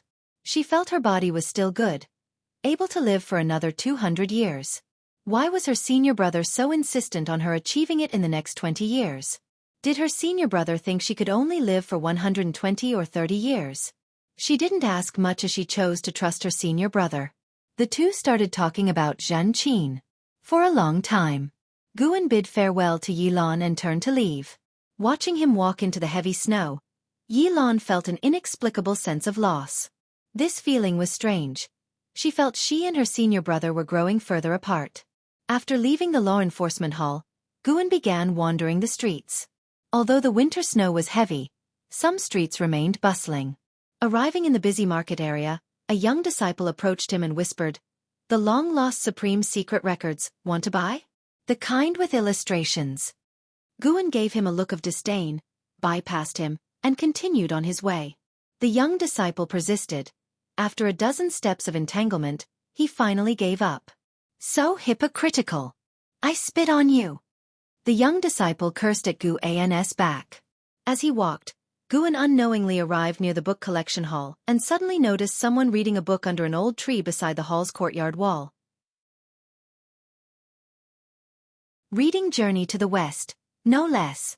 Guan walked past and curiously asked, "Brother, why don't you read inside? There are seats in there." Foundation Establishment Realm. Just average. Even his appearance was average. But Guan felt something off about his aura, so he used lifespan detection. Yu Yingying, Foundation Establishment Realm. 8th floor 124/400/5000 Maximum lifespan of 5,000 years? Why is the cultivation level so low? And the name is a woman's? Doesn't seem like she's disguised as a man. Yu Yingying looked up at Guan and replied, "It's too noisy inside. It's more peaceful here, and I can feel the nature." Then she suddenly scrutinized Guan, hesitated, and asked, "Are you Guan?"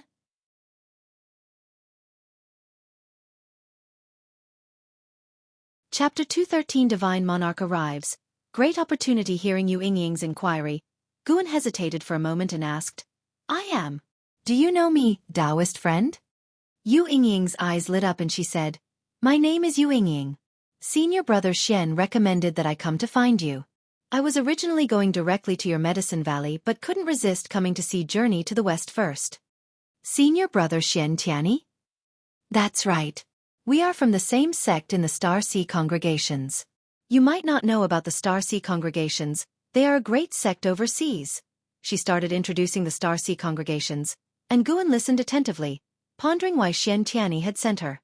Guan became increasingly certain that Yu Yingying was indeed a woman, merely using some miracle technique to make her aura and appearance resemble that of a man. Such means were truly impressive. Without using divine sense to probe her, she could deceive someone at the 9th level of the heaven and earth flying immortal realm like Guan. How could it not be impressive? However, since she came from the Star Sea congregations, it made sense. The Star Sea congregations had a long history and had certainly produced heaven and earth flying immortals, possessing miracle techniques and divine skills that could deceive the senses of such beings. It wasn't unusual. Yu Yingying greatly admired Guan's investiture of the gods and Journey to the West, so her words were filled with praise. "For a long time," Guan asked, "Taoist friend, you didn't come just to find me, did you? Coming all the way from overseas just for 2 books?" He didn't believe it. Yu Yingying surely had other motives. Yu Yingying nodded and said, "To be honest, senior brother recommended me to sit at the Supreme Sect. But fearing I would be bored, he suggested I come to see you. I am indeed very interested in your books." To sit. Guan became even more curious. Yu Yingying said, "Senior brother fears that the 7-star spirit realm might attack the Supreme Sect. With me around, they would at least not dare to act rashly." So impressive? This Foundation Establishment Realm's 6th-layer cultivator seemed to have a significant background. What background could intimidate the 6 stars cave? Guan pondered while inquiring further, but Yu Yingying didn't want to say more. Later, Guan invited her to the 3rd Medicine Valley, but she refused politely, saying she had already rented a residence in the outer sect and would visit him if she felt bored. Guan was just being polite. Since she refused, he naturally wouldn't insist.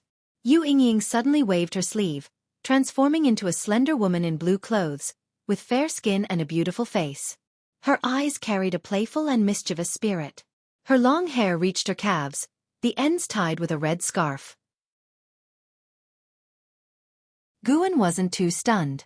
Yu Yingying was indeed beautiful, but the most beautiful ones he had seen were Tian Yaoer and Ji Xiaoyu.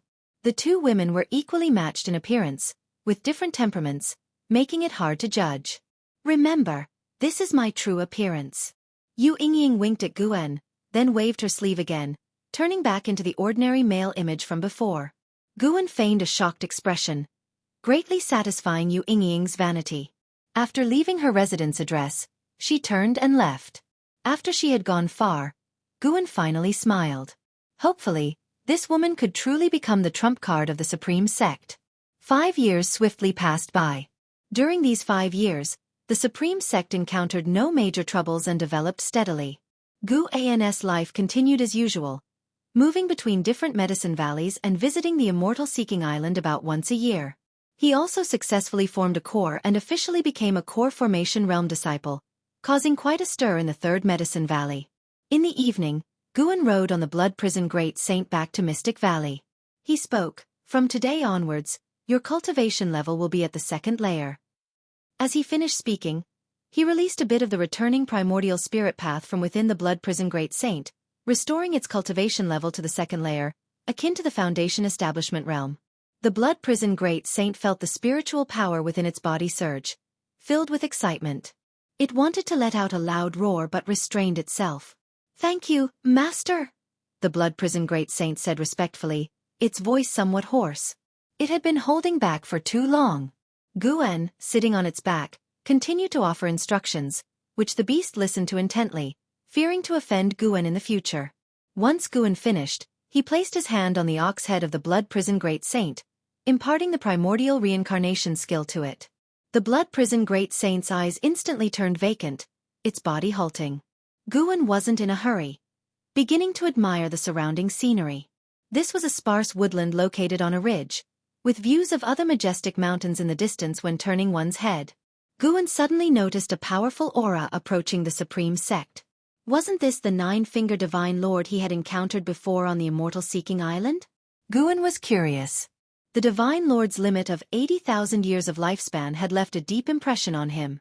Why would such a powerful figure come to this backward continent? Compared to the surrounding sea areas and continents, the continent where the Supreme Sect was located was indeed backward, naturally due to the 7-star spirit realm. Every 10,000 years, they would instigate a major demonic calamity.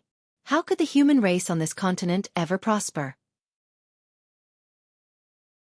After the demonic calamity ended, the 7-star spirit realm was quite restrained, causing no further troubles but sending more disciples down the mountain to establish more connections with the secular world.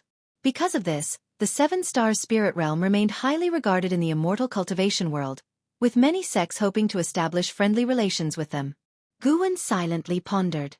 After a long time, the Blood Prison Great Saint finally awakened, exclaiming excitedly, "What a domineering cultivation technique! Master, if I cultivate this technique for 1,000 years, can I ascend into the realm of immortal path in one leap?" It was willing to be Guyen's steed for 1,000 years, with its cultivation sealed. It was perfectly suited to cultivate the primordial reincarnation skill during this time. "That depends on whether you put in the effort," Guwen replied with a smile. The Blood Prison Great Saint wanted to say more, but Guwen patted its head, transmitting a message that someone was approaching, causing it to shut up immediately. "Let's continue on our way," Guwen said. The Blood Prison Great Saint immediately resumed walking. The mountain path wasn't too steep, with the surrounding flowers and birds making the journey refreshing. Just as they exited the forest, a figure approached from ahead. It was the 9-finger Divine Lord, still wearing a straw hat and looking travel-worn. He came before the Blood Prison Great Saint and asked, "May I ask if you are a disciple of the Supreme Sect, brother?" The Blood Prison Great Saint stopped, scrutinizing the man but unable to discern his depth. "I am Guwen of the Supreme Sect. May I ask what brings you to our sect, Taoist friend?" Guwen raised his hand in greeting, smiling as he asked. The 9-finger Divine Lord had sought out Guwen because he observed that among the local cultivators, Guwen had the highest cultivation level, thus most likely belonged to the Supreme Sect. The 9-finger Divine Lord looked up at Guwen, feeling as if he had seen him somewhere before. However, with Guwen only at the core formation realm, having encountered many with similar cultivation levels in his travels, he paid it no mind. "I am Taoist 9-finger, a loose cultivator wandering the world. I've heard of the Supreme Sect's reputation and wish to join. May I ask if you could introduce me?" Guwen naturally didn't refuse, agreeing readily, and began leading the way. The Blood Prison Great Saint walked at a leisurely pace, and the Nine-Finger Divine Lord was in no hurry, using the time to learn more about the Supreme Sect from Guan. He asked many questions, and Guan answered them all, his forthrightness furthering the Divine Lord's favorable impression of him. After a considerable time, the two grew closer. Taoist friend, could you tell me your cultivation level so that I can decide whether to take you to the outer sect or the inner sect? Guan asked. The Nine-Finger Divine Lord had observed on his journey that to become a high-ranking member of the Supreme Sect, one needed at least an Unification Realm cultivation. To be honest, I am at the 4th layer of the Unification Realm. Taoist Nine-Finger said hesitantly. What? Unification Realm? Guan exclaimed, making the Blood Prison Great Saint want to roll its eyes.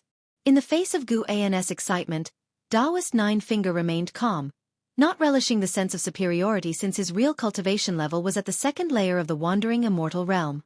Energy cultivation, foundation establishment, core formation, nascent soul, divinity transformation, void crossing, unification, mystic heart, Mahayana, nirvana, loose immortal, wandering immortal.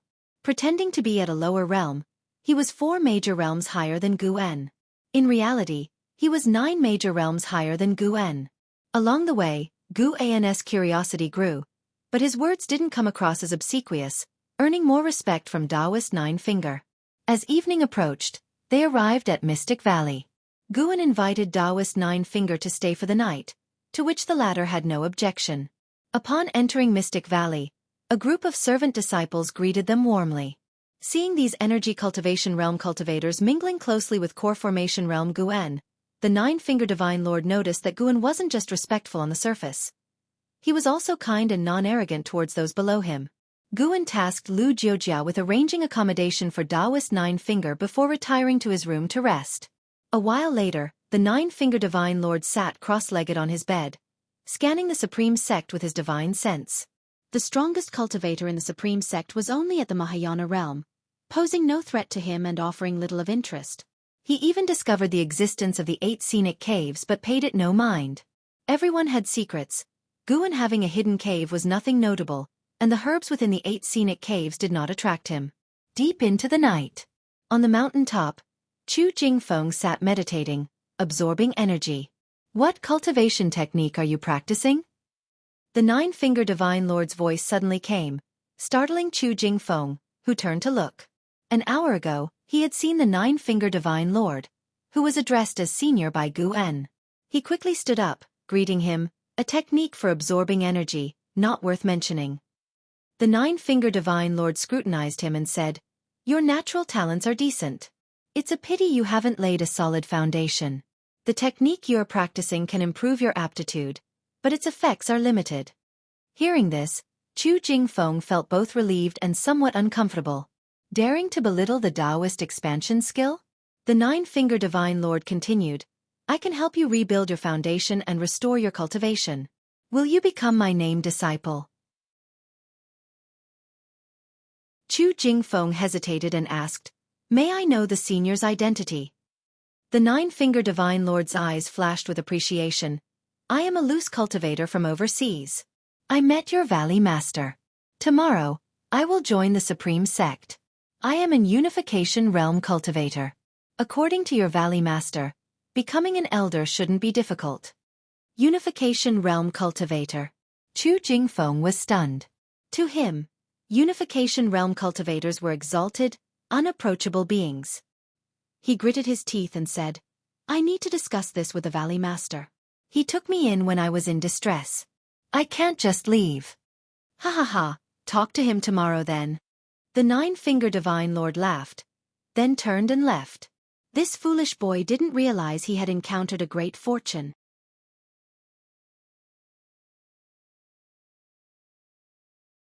Chapter 214 Immortal Path Supreme Treasure. The next morning, Nine-Finger Divine Lord brought Chu Jingfeng to find Guan and expressed his intention to take him as a disciple. Guan was pleasantly surprised and hastily had Chu Jingfeng express his gratitude to Nine-Finger Divine Lord. This gesture deeply moved Chu Jingfeng. Upon hearing that Nine-Finger Divine Lord could help him restore his cultivation level, he felt tempted. However, Given all that Guan had done for him over the years, he felt torn and unsure of how to decide. Nine-Finger Divine Lord also held Guan in higher regard. He could see that Guan was genuinely happy for Chu Jingfeng. This was indeed true. Although Guan was powerful, in terms of knowledge and experience, he certainly couldn't match the 17,000-year-old Nine-Finger Divine Lord. If the Divine Lord sincerely cared for Chu Jingfeng, it would be a turning point in Chu Jingfeng's life. Subsequently, Guan directly instructed Chu Jingfeng to acknowledge Nine-Finger Divine Lord as his master, making the atmosphere very harmonious. An hour later, they used the teleportation array to reach the Third Medicine Valley and then flew to the inner sect city. Nine-Finger Divine Lord had long known of the Third Medicine Valley, but had not expected it to belong to Guan as well. It wasn't until noon that Guan returned alone to the Third Medicine Valley, while Nine-Finger Divine Lord and Chu Jingfeng prepared to stay in the inner sect city. Though the true intentions of Nine-Finger Divine Lord remained unclear, the addition of a wandering immortal was a good thing for the Supreme Sect. If Nine-Finger Divine Lord caused trouble, Guan could always intervene. Is the fortune of the Supreme Sect rising? Guan sat in his chair, silently pondering. First, Xianxia summoned Yu Yingying of the Star Sea congregations, then Qiao Dai of the Seven-Star Spirit Realm came to surrender, and now a mysterious wandering immortal had arrived. This fortune made Guan marvel. He didn't overthink it and began to practice alchemy. In the dead of night, Guan arrived at Heavenly Phoenix Mountain. He first visited his own grotto heaven and then made his way along the tunnel to Nianchu Cave. The two cat demons had grown up. Though they had not yet shape-shifted, they now appeared as large as leopards, lying prone on the ground, seemingly napping but actually absorbing nature's spiritual energy. Tian Yaoer heard Guan's footsteps and immediately stepped out of the house, appearing before Guan as if teleporting. She was about to throw herself into his arms when he pressed her forehead with his finger, stopping her from moving forward. You are a bit slow, not fast enough. Guan was referring to Tian Yaoer's limitless freedom step.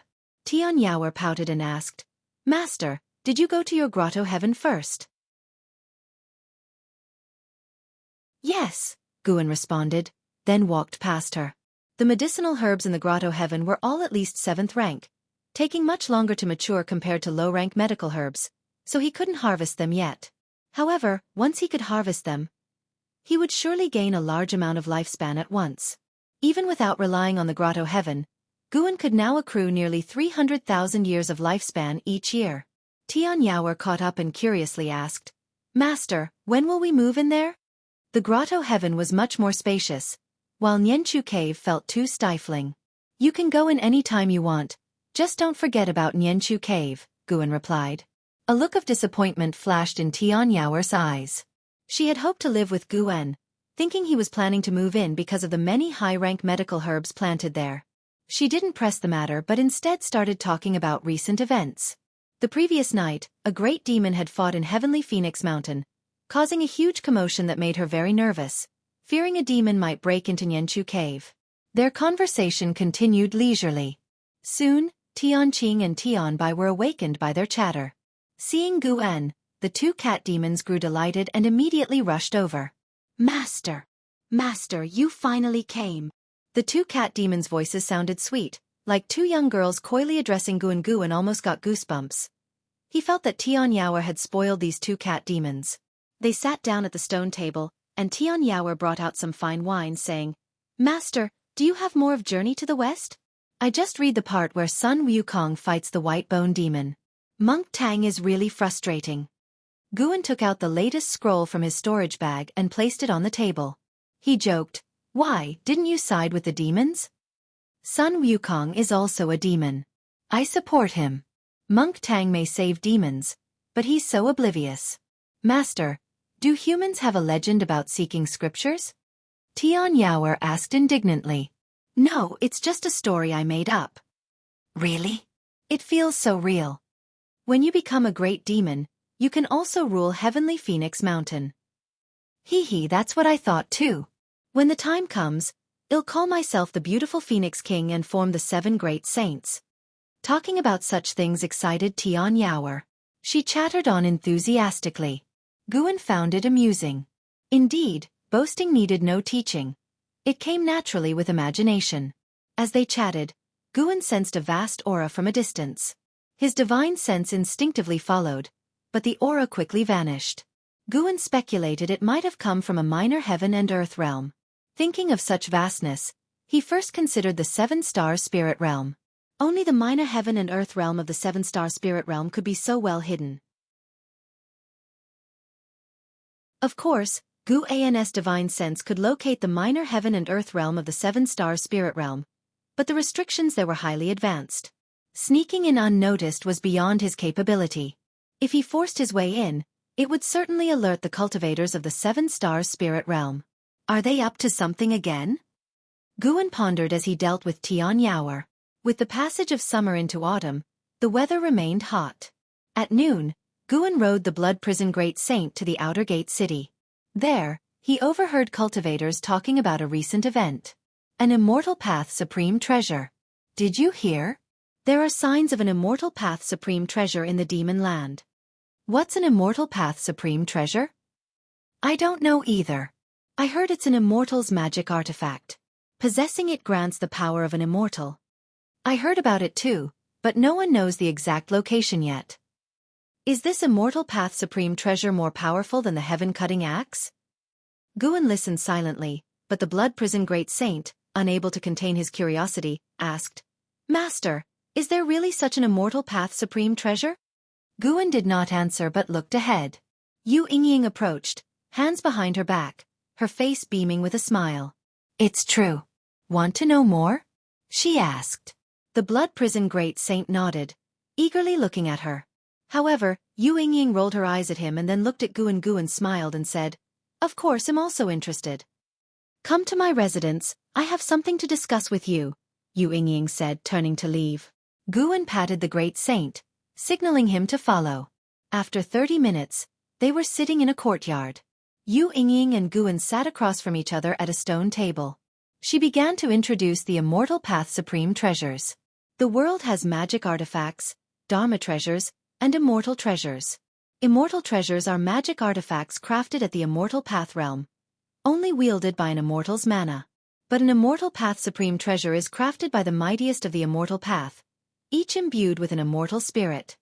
These supreme treasures not only contain immense power but also remain unaffected by the passage of time. The beings who crafted them either left the mortal world or have passed away, but the treasures endure. The Star Sea congregations possess one such supreme treasure, the Star Sea Primordial Unity Banner, which is their church treasure. The Holy Land, the Seven Stars Spirit Realm, also has an Immortal Path Supreme treasure, the Seven Stars Mirror, which is likewise their church treasure. Recently, it is said that the Seven Stars Spirit Realm discovered another fake immortal treasure, and the entire ocean is competing for it.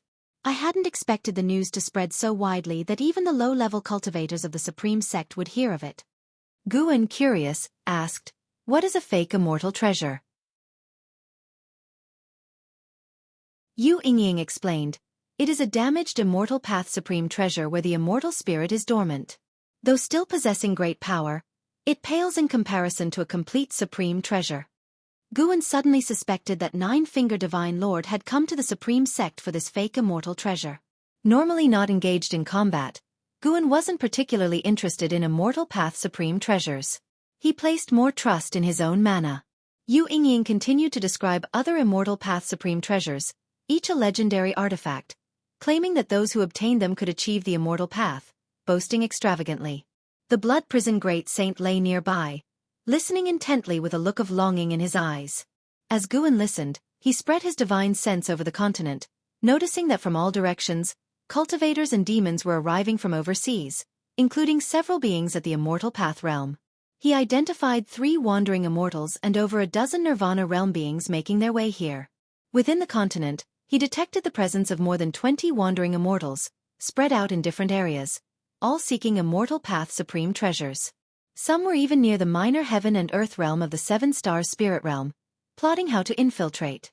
Notably, Guan saw that Anhao, Li Ya, and Zhang Buku were also roaming the demon clan's territory. Anhao was fighting a great demon of the Divinity Transformation realm alone. After talking about Immortal Path Supreme treasures, let's discuss Journey to the West, shall we? Yu Yingying suddenly said, her eyes glowing as she looked at Guan. She usually loved reading all kinds of miscellaneous books, especially stories, which was why she got along well with Xianxia. Ever since Xianxia gave her investiture of the gods, she had been fascinated by Pan and, "What do you want to discuss?" Guan asked.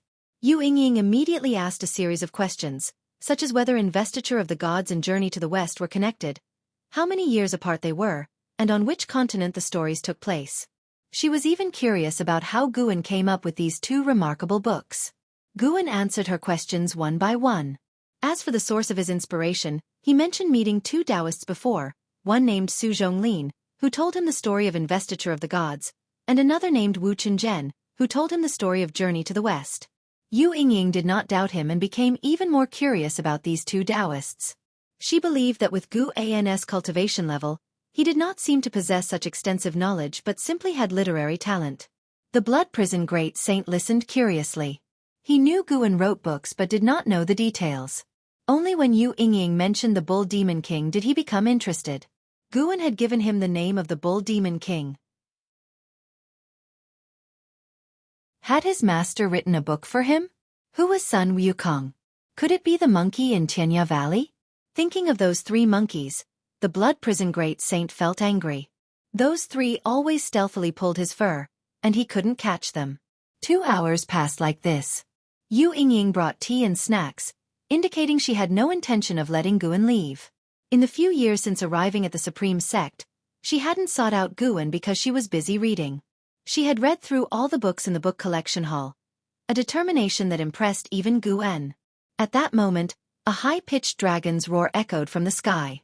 Yu Yingying's face changed, and she murmured, "Dragon-slaying spear Qi Jiuxiao."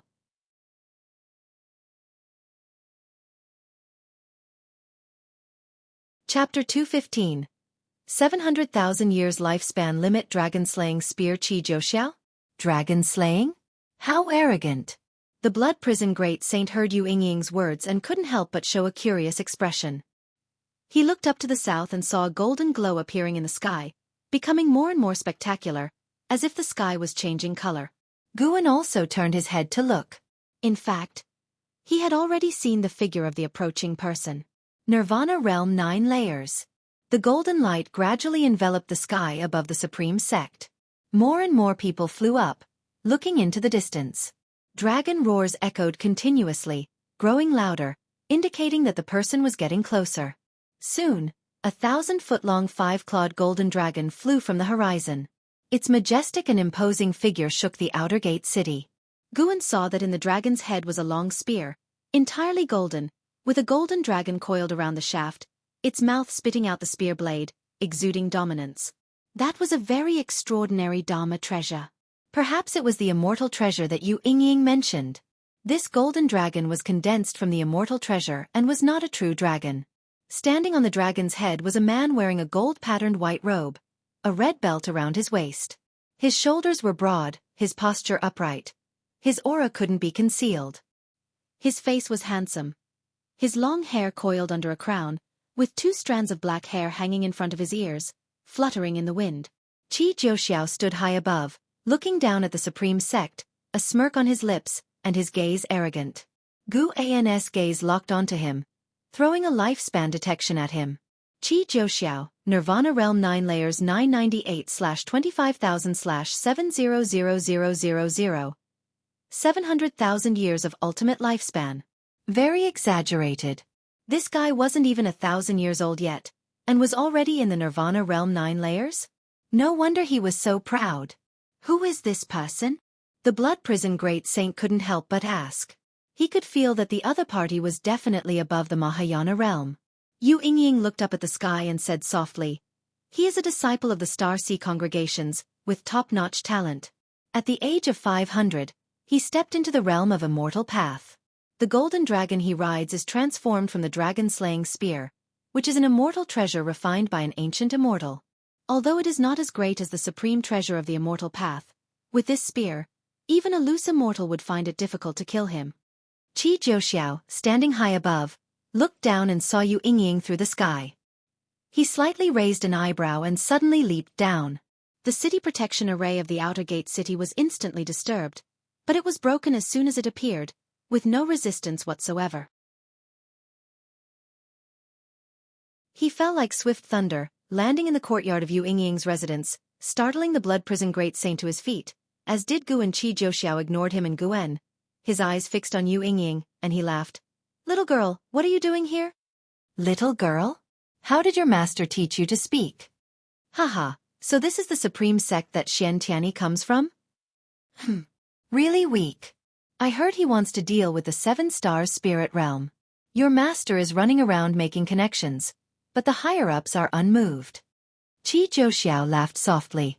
Seeing Yu Yingying frown, he continued, how about I go and probe the depths of the 7-star spirit realm for you? Yu Yingying looked at him and snorted, with your cultivation level, don't die at the 7-star spirit realm. Ha ha ha. Then watch me seize the supreme treasure of the immortal path. With that, Qi Zhouxiao leaped into the air, the golden dragon in the sky transforming into a streak of golden light, flying across the sky and disappearing without a trace. From beginning to end, Qi Zhouxiao didn't even glance at Guan. Yu Yingying snorted coldly, that guy is truly arrogant, sooner or later he will suffer a big loss. Guan sat down again and curiously asked, what is your relationship? Just fellow disciples, we're not on the same path. Yu Yingying shook her head, obviously not wanting to say much about herself. A Foundation Establishment Realm 8th floor saying she's not on the same path as a Nirvana Realm 9 layers? Though correct, it felt a bit awkward. Guan felt more and more that Yu Yingying was not simple. No wonder Xianxia invited her to the Supreme Sect. He looked at the cause and effect around Yu Yingying, probing her past 20 years. However, he only saw various scenes of Yu Yingying throwing tantrums and being domineering, with Xianxia pleasing her. Letting him stir things up is good. Your Supreme Sect is dissatisfied with the 7-star spirit realm anyway. Yu Yingying continued. Guan remained silent, not responding. Yu Yingying could see that he didn't want to cause trouble. Xianxia had mentioned this before. Let's continue talking about Journey to the West. Yu Yingying laughed. At this moment, the entire Supreme Sect was in an uproar, all disciples discussing Qi Zhouxiao. In a mansion in the main city of the sect, Qiao Dai stood on the eaves, frowning. Dragon-slaying spear. Why is he here? Could it be that the 7-star spirit realm really has the supreme treasure of the immortal path? But why bring the supreme treasure to this continent? Qiao Dai was filled with confusion. He felt it was not a coincidence. The 7-star spirit realm must have a plan. Qi Jianghu's appearance marked the beginning of the competition for the supreme treasure of the immortal path. In the days that followed, powerful presences occasionally swept past the Supreme Sect, and divine senses occasionally scanned the Supreme Sect. This made the atmosphere within the Supreme Sect tense, fearing they would suffer in the crossfire. 5 days later, LV Batian came to find Guan. The two hid in a room to talk. After setting up a restriction, LV Batian couldn't help but sigh. Lately, many great cultivators from overseas are arriving. The peace of this continent is about to be broken. He felt very aggrieved. Those overseas great cultivators freely probed the Supreme Sect without greeting, completely ignoring them. The most crucial part was that the Supreme Sect had to endure it. Not only the Supreme Sect, but the 3 dynasties and all sects felt this way. After surviving the demon calamity, all sects were eager to grow stronger. But in just a few years, so many beings at the immortal path realm appeared, making them feel like weeds. Before the demon calamity, I lived for hundreds of years without seeing a Mahayana realm cultivator, let alone those at the immortal path realm. Now, how come there are more and more? LV Batian said troubledly. Guan comforted him. It's okay, for now, no one is endangering the Supreme Sect. Their target should be that so-called supreme treasure of the immortal path. LV Batian nodded. I just wanted to vent to you. Now the Hall of Elders is on high alert, fearing another calamity may break out. Boom!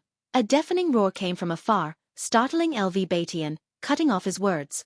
Gu An's divine sense swept out, seeing Qi Zhouxiao fighting a Nirvana realm great cultivator far beyond Heavenly Phoenix Mountain.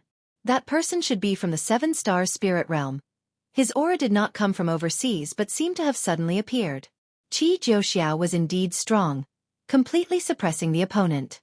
Guan sensed a loose immortal aura approaching the battlefield, also emerging from the minor heaven and earth of the 7-star spirit realm. I need to go back. LV Batian stood up and then disappeared from the room. Guan also stood up, walked downstairs, and saw disciples gathering. The previous noise had scared them, and they couldn't help but be afraid. Lu Lingjun also walked out from inside. She and the blood prison great saint looked in the same direction. After a while, Lu Lingjun withdrew her gaze and looked at the blood prison great saint.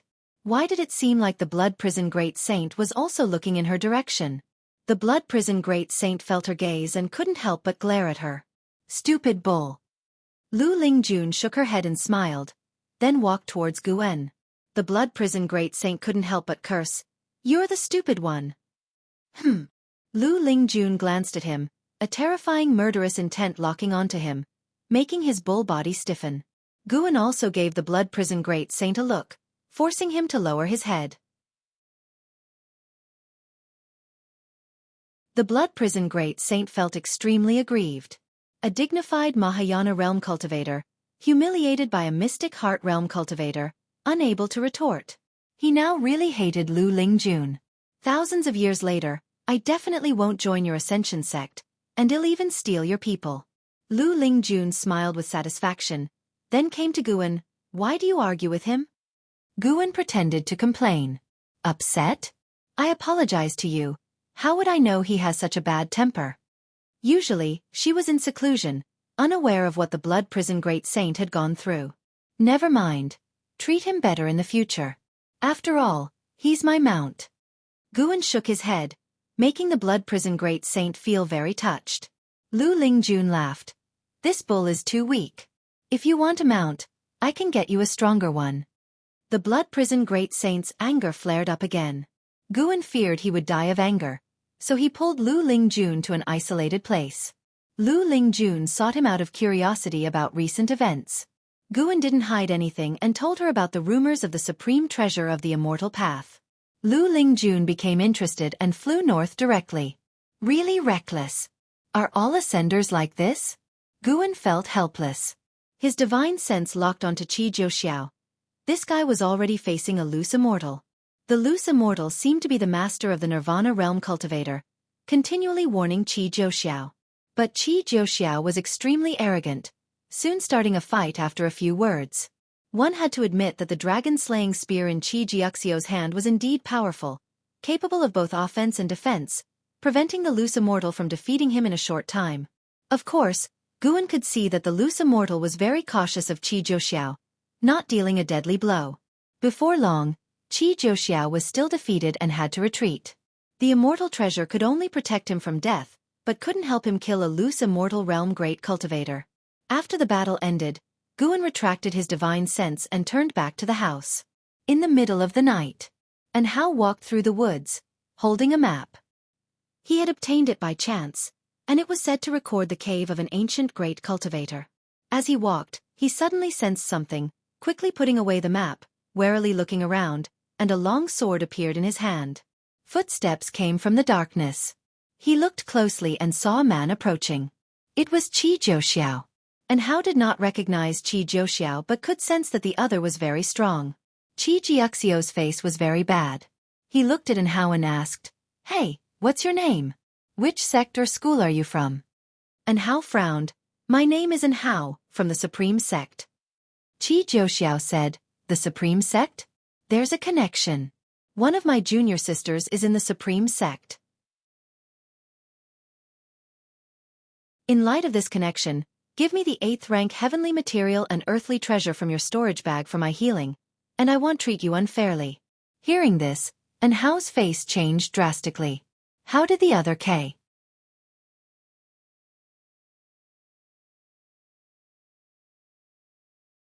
Chapter 216, Soaring Dragon 9 Transformations. Divine Exotic City. Qi Jiuxiao noticed Hao's tension, so he raised his hand, took out a scroll, and threw it to Hao. Hao instinctively caught it, then heard Qi Jiuxiao say, "Take a look, this is a divine skill I accidentally obtained." After saying that, Qi Jiuxiao sat down cross-legged and began to cultivate energy to heal his wounds. Hao hesitated for a moment before he delved his divine sense into the scroll. After a while, Hao's face changed dramatically, and the hand holding the scroll trembled. He withdrew his divine sense, then took out an 8th rank heaven and earth treasure from his storage bag, a bright red spirit flower, and presented it to Qi Jiuxiao. Qi Jiuxiao beckoned with his hand, and the 8th-rank spirit flower flew into his hand. He stood up, took out a medicine cauldron that was about a zhang tall, tossed the spirit flower into it, and then added numerous medicinal herbs. After lighting the fire, he took out a small bottle and poured water into the cauldron. The small bottle seemed to contain an otherworldly space and never ran dry. When the cauldron was filled with water, Qi Jiuxiao sealed the bottle and put it back into his storage Dharma artifact. He looked at Anhao and said, "You can leave now." With that, he leaped into the air and landed inside the medicine cauldron. Anhao hesitated for a moment but did not leave. Instead, he sat down under a nearby tree and began to comprehend the divine skill given by Qi Jiuxiao. Soaring Dragon 9 Transformations. Just by looking at the description of the divine skill within the scroll, Anhao couldn't help but feel his blood boil. Thus, day after day passed. 7 days later, Qi Jiuxiao leaped out from the medicine cauldron. When he landed on the ground, his wet robes quickly dried, and wisps of white smoke coiled around his body. He shrank the medicine cauldron to a small size, stored it in his hand, and then emptied it, using his mana to clean out the residue. At the same time, he looked into the distance. Through the gaps in the leaves, he saw an azure dragon tumbling in the sky beyond the forest. This kid's comprehension is extraordinary. Qi Jiuxiao was secretly astonished. In just a few days, Anhao had managed to master the divine skill. Such talent was rare even in the Star Sea congregations. After putting away the medicine cauldron, he disappeared without a trace in the forest. The next second, he appeared in the sky, blocking the azure dragon. The azure dragon, which Anhao had transformed into, was 3 zhang long, not very large, but full of imposing presence. Upon seeing Qi Jiuxiao, the azure dragon shook and transformed back into Anhao, who excitedly said, "This divine skill is amazing. After transforming, I feel like a true dragon, and my speed has increased significantly." Qi Jiuxiao said proudly, "Of course, I am Qi Jiuxiao of the dragon-slaying spear. How could I deceive you, kid? The value of this divine skill far exceeds the 8th-rank heaven and earth treasure. You should thank me." Upon hearing this, Anhao immediately bowed and thanked Qi Jiuxiao. Qi Jiuxiao's face was full of smiles, though he felt a bit jealous inside. He had originally thought that even if he passed the Soaring Dragon 9 transformations to Anhao wouldn't be able to learn it, making himself appear generous without any loss. Who would have thought? Qi Jiuxiao sized up Anhao and said, "Kid, why don't you join the Star Sea congregations? The Supreme Sect is too small for you. With your talent, if you join the Star Sea congregations, you'll reach the Mahayana realm within 500 years. Anhao frowned slightly upon hearing this. Reaching the Mahayana realm at 500 years old was impressive? Anhao had always thought of his own talent as unparalleled, so he didn't see reaching the Mahayana realm in 500 years as a difficult feat. Even Xianxia was only a few hundred years old. Qi Jiuxiao continued to boast about the greatness of the Star Sea congregations. When he mentioned Xianxia, Anhao finally grew interested. He had a very good relationship with Xianxia. However, in Qi Jiuxiao's words, Xianxia was just a fellow disciple with decent talent. The reason Xianxia was mentioned was that he also came from the Supreme Sect. Forget it. I'm not going to the Star Sea congregations. I want to stay in the Supreme Sect, Anhao said, shaking his head. Qi Jiuxiao did not try to persuade him further. After all, he wasn't the sect hierarch of the Star Sea congregations, so making a few recruiting gestures was enough. Why did you appear in this area? Qi Jiuxiao asked. Anhao did not conceal anything and said, I was originally training and heard the legend of the Immortal Path Supreme Treasure. I wanted to see it for myself. Qi Jiuxiao laughed and said, How about joining forces? We'll rely on our abilities when the time comes. Anhao hesitantly asked, Can my cultivation level really help you? I'm not very familiar with this continent. You can tell me about the events happening here, and I'll guide you in cultivating the Soaring Dragon 9 transformations. How about that? All right, thank you, Senior. Anhao responded excitedly.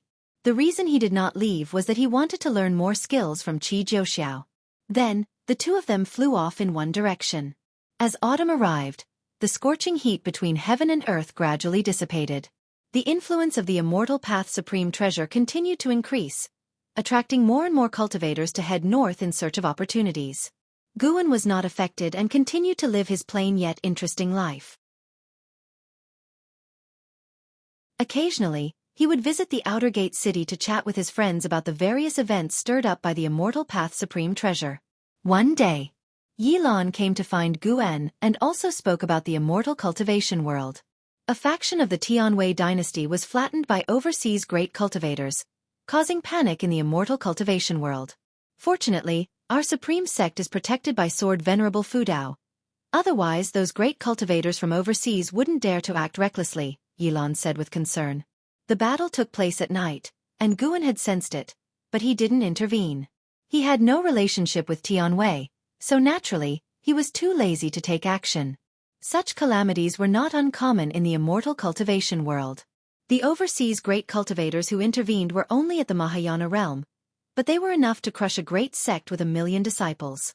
Guan reminded her, "Then you should go out less and stay in the sect to cultivate." Yilan nodded and said, "I'm now stationed at the law enforcement hall, doing idle tasks all day, and spending most of my time taking elixirs and absorbing energy." She was already 101 years old, and her maximum lifespan was only 130 years. Time was running out. Now, besides growing flowers and plants, Guan supervised her cultivation. Unlike Xiaochuan, Yilan was quite ambitious, so Guan was willing to help her. As they chatted, the topic shifted to Zhen Qin. A few days ago, Zhen Qin followed the elders and inheriting disciples to the demon clan's territory. It was said that the supreme sect had discovered a secret realm, a rare opportunity. That girl is bound to soar to great heights. She might even become a great cultivator of the supreme sect in the future. Imagine, she used to come to the inner sect to find me, acting like a little girl, reckless in her actions and careless in her words. Yilan began reminiscing about decades ago. Guan listened attentively, and when she finished, he teased. "What, are you jealous of her? Why don't I cultivate the defying fate divine skill and pass my cultivation level to you before I die?" Yilan gave him a sidelong glance and said, "I wouldn't want that. What's the point of living without you?" As they talked, the teacups on the table began to tremble, and ripples appeared in the tea. Yilan noticed this and frowned. Soon, even the ground began to shake, alarming all the cultivators in the city. Guan's gaze turned towards the depths of the continent to the desolate plains where a giant city was rising from the ground, occupying a 1,000-mile radius. Dust filled the sky, and the momentum was magnificent. That was... Guan could sense the vast power contained within the city. It was a Dharma treasure, the strongest he had ever seen. He immediately thought of a name. Immortal Path Supreme Treasure. The restrictions contained in this treasure were not only advanced but also very complex. Guan even sensed the aura of karmic rules. A city that occupied a 1,000-mile radius was colossal, with walls 100 zhang tall, the city filled with buildings, palaces, and towering spires. Despite its ancient and dilapidated appearance, the city had crossed the long river of time.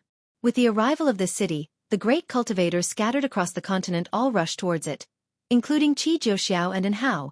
Even Li Ya and Zhang Buku joined the excitement. "I'm going out to take a look." Yilan said this and then leaped into the air, stepping on her flying sword as she left the residence. Guan picked up his teacup and continued drinking tea, watching the excitement. He saw numerous cultivators from the Seven Stars spirit realm enter the city, and once they did, their figures disappeared, and their auras weakened. Guan, at the 9th level of the heaven and earth flying immortal realm, could barely catch their auras. Even so, it was difficult for cultivators of lower realms. No matter how many cultivators flew into the city, it remained silent. No one was seen, and no signs of life could be detected. The divine exotic city is open. All beings under the heavens can enter the city and find their immortal fate. A booming and ancient voice resounded throughout the heavens and earth, reaching every corner of the continent. Wandering immortal. Guan raised an eyebrow. The 6 Stars Cave only had one wandering immortal. Now, with the appearance of a second, had the death of the divine soul true lord been discovered? After a while, Yilan flew back. The disturbance seems to be coming from afar. This divine exotic city sounds extraordinary. "I really want to see it," Yilan said wistfully as she sat opposite Guan. Guan shook his head and said, "Such immortal fate is not something cultivators like us can reach." "I know. Don't worry. I won't go looking for death. With my cultivation level, I might die before even seeing the divine exotic city," Yilan said with a smile, shaking her head. Guan didn't comfort her. It was indeed the truth. About an hour later, Guan left under Yilan's urging. In the days that followed, various legends about the divine exotic city circulated within the supreme sect. Xianxia especially visited Guan, bringing many tales of the divine exotic city. I heard from a senior that the divine exotic city is an ancient immortal city, hidden and elusive. Each appearance can change the world. Our predecessors in the Daotian sect once excavated an ancient site and found an inscription mentioning the divine exotic city. It is a very ancient legend, Xinjin said excitedly. Guan smiled and asked, "What, do you want to join the excitement?" He observed the divine exotic city every day, witnessing over 10,000 beings enter the city, but none had come out. Shenzhen nodded and said, "Yes, I'm planning to take a look. I won't enter the city, just watch the excitement from outside and draw the divine exotic city. Are you coming?" There will be the vice sect leader and the supreme elders leading the way. Guan shook his head and said, "I'm not going. If there's an incident, dying there would be too worthless." "Nonsense. Are you cursing me?" Shenzhen glared at him. No matter how much she persuaded, Guan wouldn't go, so she had no choice but to give up. After Shenzhen left, Guan went downstairs to start picking medicinal herbs. At the same time, his divine sense saw Li Ya and Zhang Buku entering the divine exotic city. Another person was on the way to the divine exotic city. It was Ji Xiaoyu.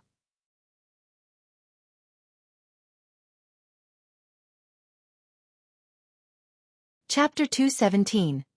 Have you read Journey to the West? The noise caused by the appearance of divine exotic city in a short period of time matched the past catastrophe of demons, with various legends about divine exotic city emerging and widely circulating in the immortal cultivation world and among the common people. Divine exotic city houses immortals. Divine exotic city has the elixir of immortality. Divine exotic city has a passage to an exotic world. And so on.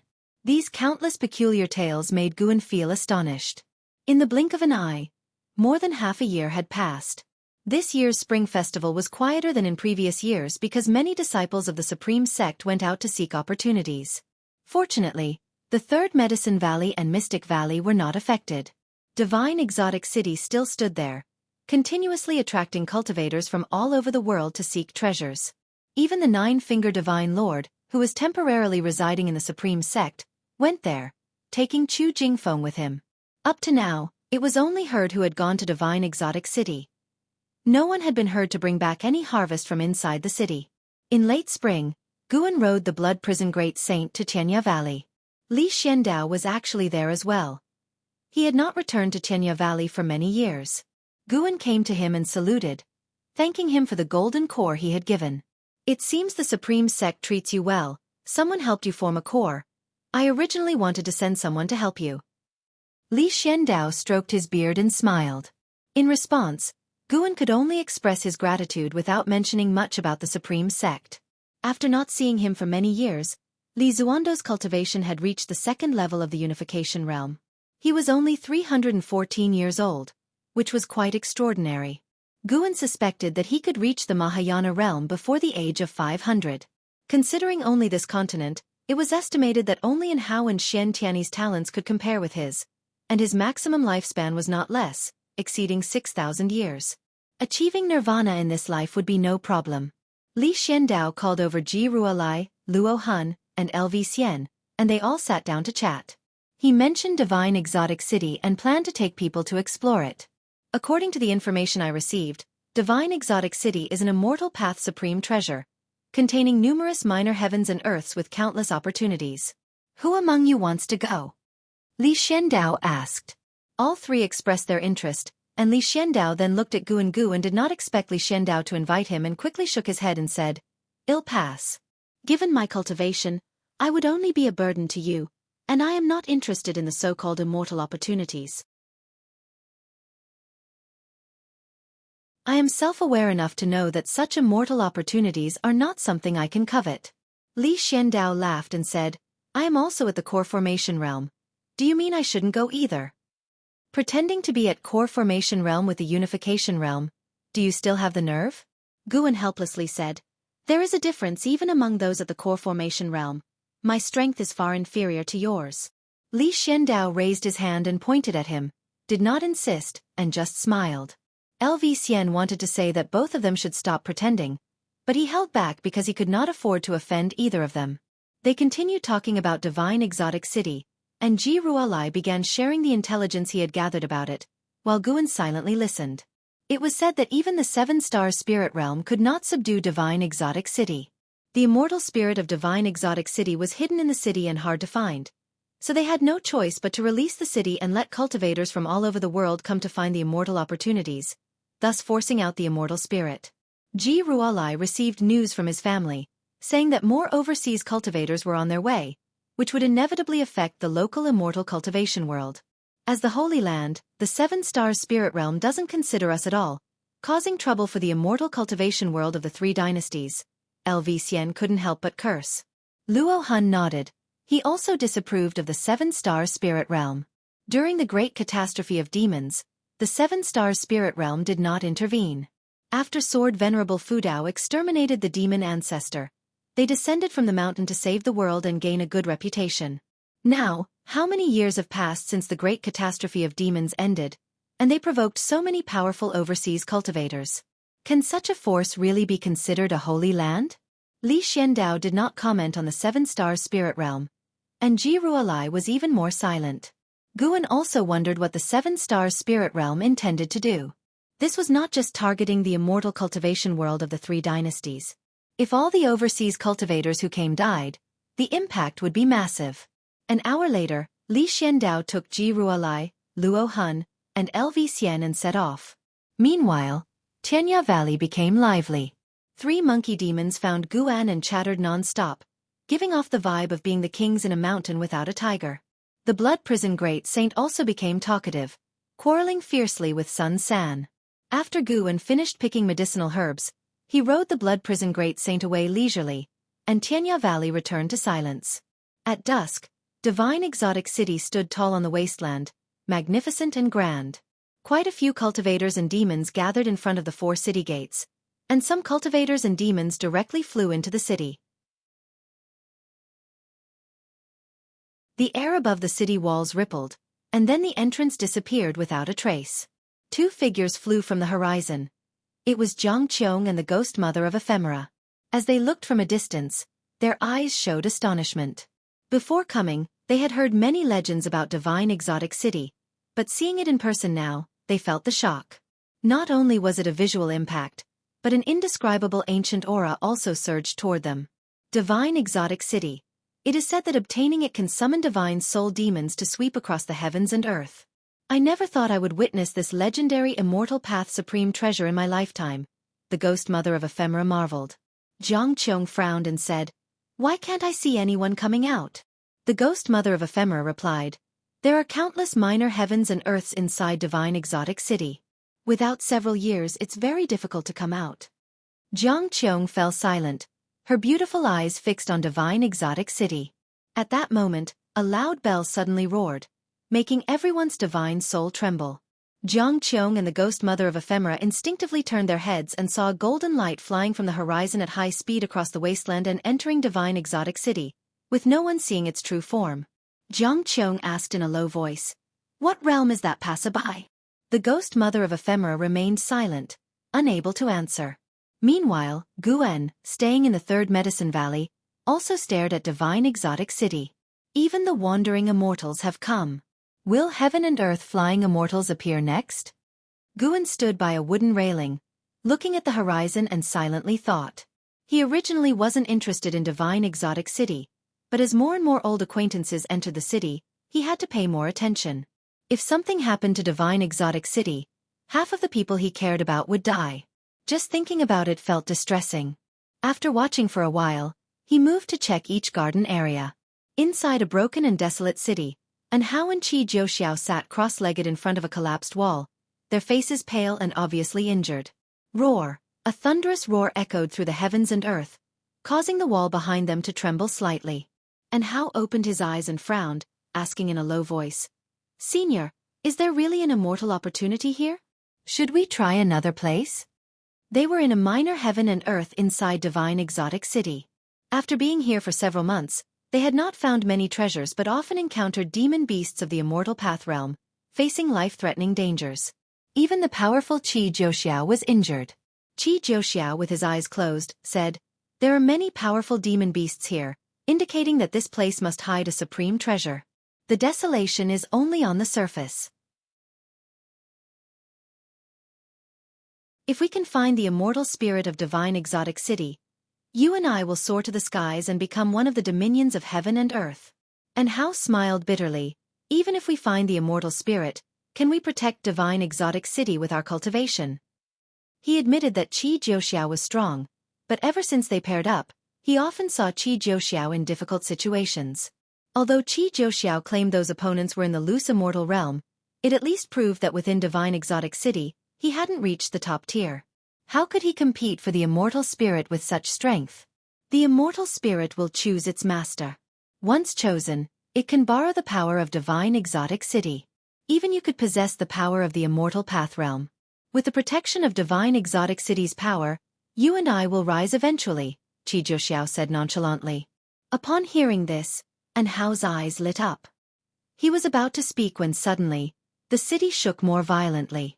Qi Jiuxiao instantly appeared before him, grabbing him before vanishing from the spot. Rumble, streets collapsed, and dust rolled up, wanting to envelop the skies. Qi Jiuxiao and Hao reappeared in the air. Looking closely, the world was submerged in rolling dust waves, and the dilapidated city below seemed in danger of being swallowed at any moment.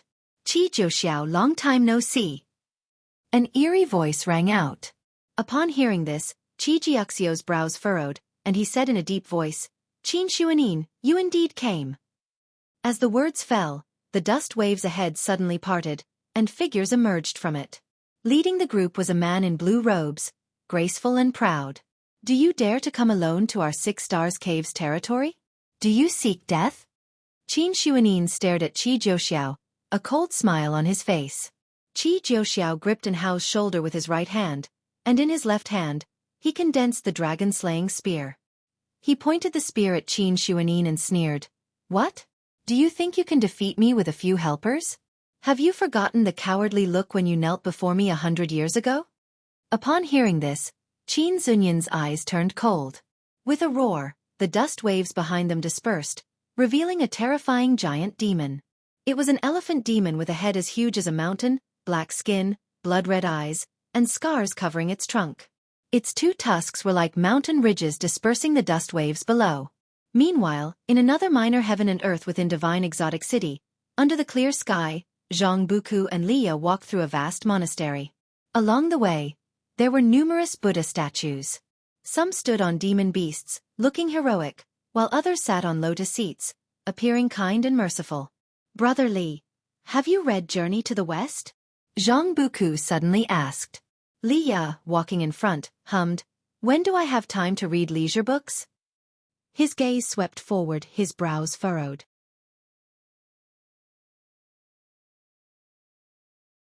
Since coming here, he had felt uneasy, as if someone hidden was watching them, making him very uncomfortable. "Let me tell you, Journey to the West involves the Buddhism sect, and the Buddha is very powerful. Even the great sage equaling heaven, Sun Wukong, couldn't escape the 5-finger mountain of the Buddha." Jianghu began introducing Journey to the West. He didn't actually want to talk about Journey to the West. His senses were sharper than Li Ya's, and since stepping into this monastery, he felt danger. Strangely, they had walked around several times and couldn't find an exit. The two had a tacit understanding. Neither pointed out this fact and continued to stroll, their minds on high alert. Tap, tap, tap. A stone suddenly fell from the courtyard wall, startling Jianghu, who turned to see the stone rolling on the path behind, with no figures of people or demons on the walls around. He released his divine sense, but also failed to detect anything unusual. He turned back about to say something, and in the next moment, his eyes widened. The space in front of him was empty. Liya had vanished.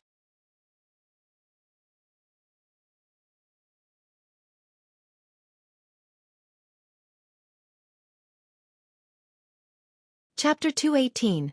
My master is definitely more powerful than yours. After Liya disappeared, Jianghu immediately panicked. He flew into the air, and from above, the vast monastery stretched out endlessly. The interconnected courtyard seemed endless, dizzying to behold. He scanned the area but could not find any trace of Li Ya. It wasn't just Li Ya. He couldn't see a single living creature. Thoroughly alarmed, he began to fly around, searching for Li Ya. "Brother Li!" He called out loudly, but unfortunately, there was no response. The eeriness and horror intensified, making him feel that danger was approaching. No matter where he flew, he saw no human figures or traces. Gradually, he felt that the courtyards he passed by became increasingly repetitive, causing his consciousness to blur. He did not know how long had passed before he gradually descended into a courtyard.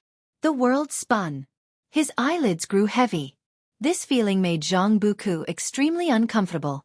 He half knelt on the ground, supporting himself with his hands, feeling on the verge of fainting. "Damn it! I can't fall here." Jianghu struggled to maintain his last shred of rationality. He vaguely heard footsteps approaching from nearby. He turned his head with difficulty and saw a blurred, overlapping figure approaching. It seemed to be an old monk in a cassock. The old monk crouched down in front of him. Before Jianghu could see the monk's face, he saw the monk's hands, bony and gaunt, like a pair of ghostly claws, with very long nails. These hands alarmed Jianghu and instinctively filled him with fear. A faint chirping sound came from afar, making him feel dazed, as if he had heard this sound somewhere before. The old monk beside him stood up and turned to look, his body trembling, seemingly chastising something. Suddenly, the old monk's figure vanished into thin air, and he felt something land on his shoulder. His consciousness quickly cleared, and the world in his eyes returned to normal, no longer shaking.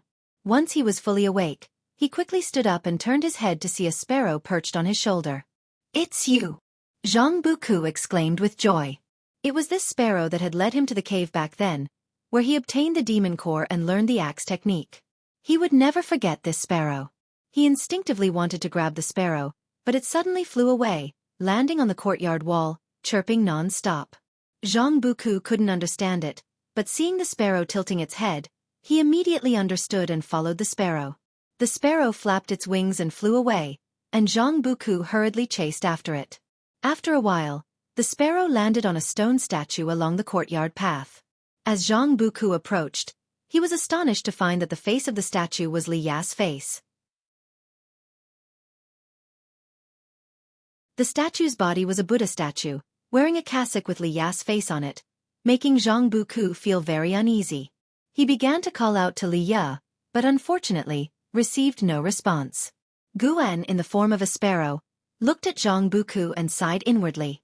This kid's physique and cultivation were good, but his divine sense was lacking and needed more practice. Guan flapped his wings, continuously pecking at Li Ya's statue, guiding Jianghu. Jianghu took the hint and pushed the statue, but nothing happened.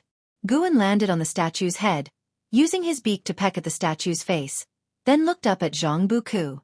"I understand. Move aside." Jianghu stepped aside and said in a deep voice.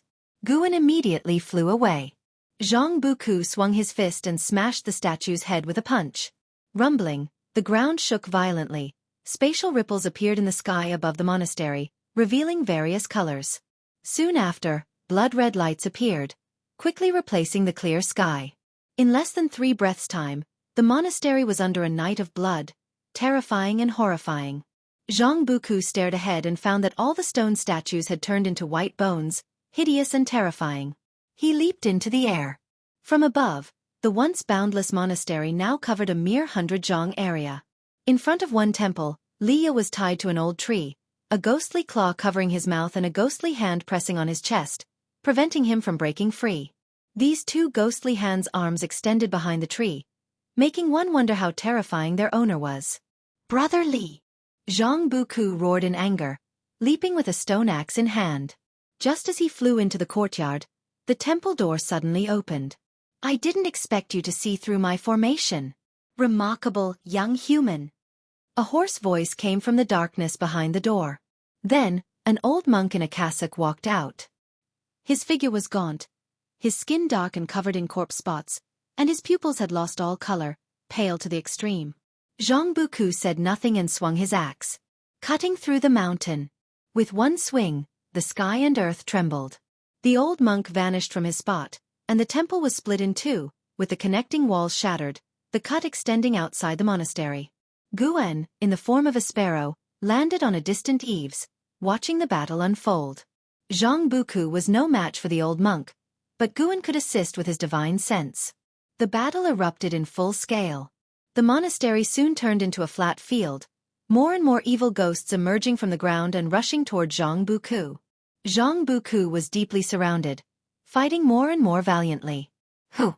Show yourself!" The old monk suddenly shouted in anger.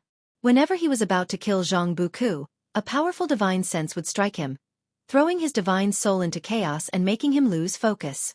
No one answered him, and Jianghu was killing with red eyes. Guan multitasked, using divine sense to help Jianghu while observing the minor heaven and earth within divine exotic city. The powerful restrictions of divine exotic city could not stop his limitless freedom step. As long as he locked onto the auras of Jianghu and Liya, he could step in instantly. Now he could enter and exit divine exotic city freely, utterly unhindered. Entering divine exotic city revealed its vastness. The city's minor heaven and earth numbered at least 1,000. Some minor heaven and earth were larger than the entire Taizong dynasty. Combined, the internal space of divine exotic city was likely wider than the entire continent.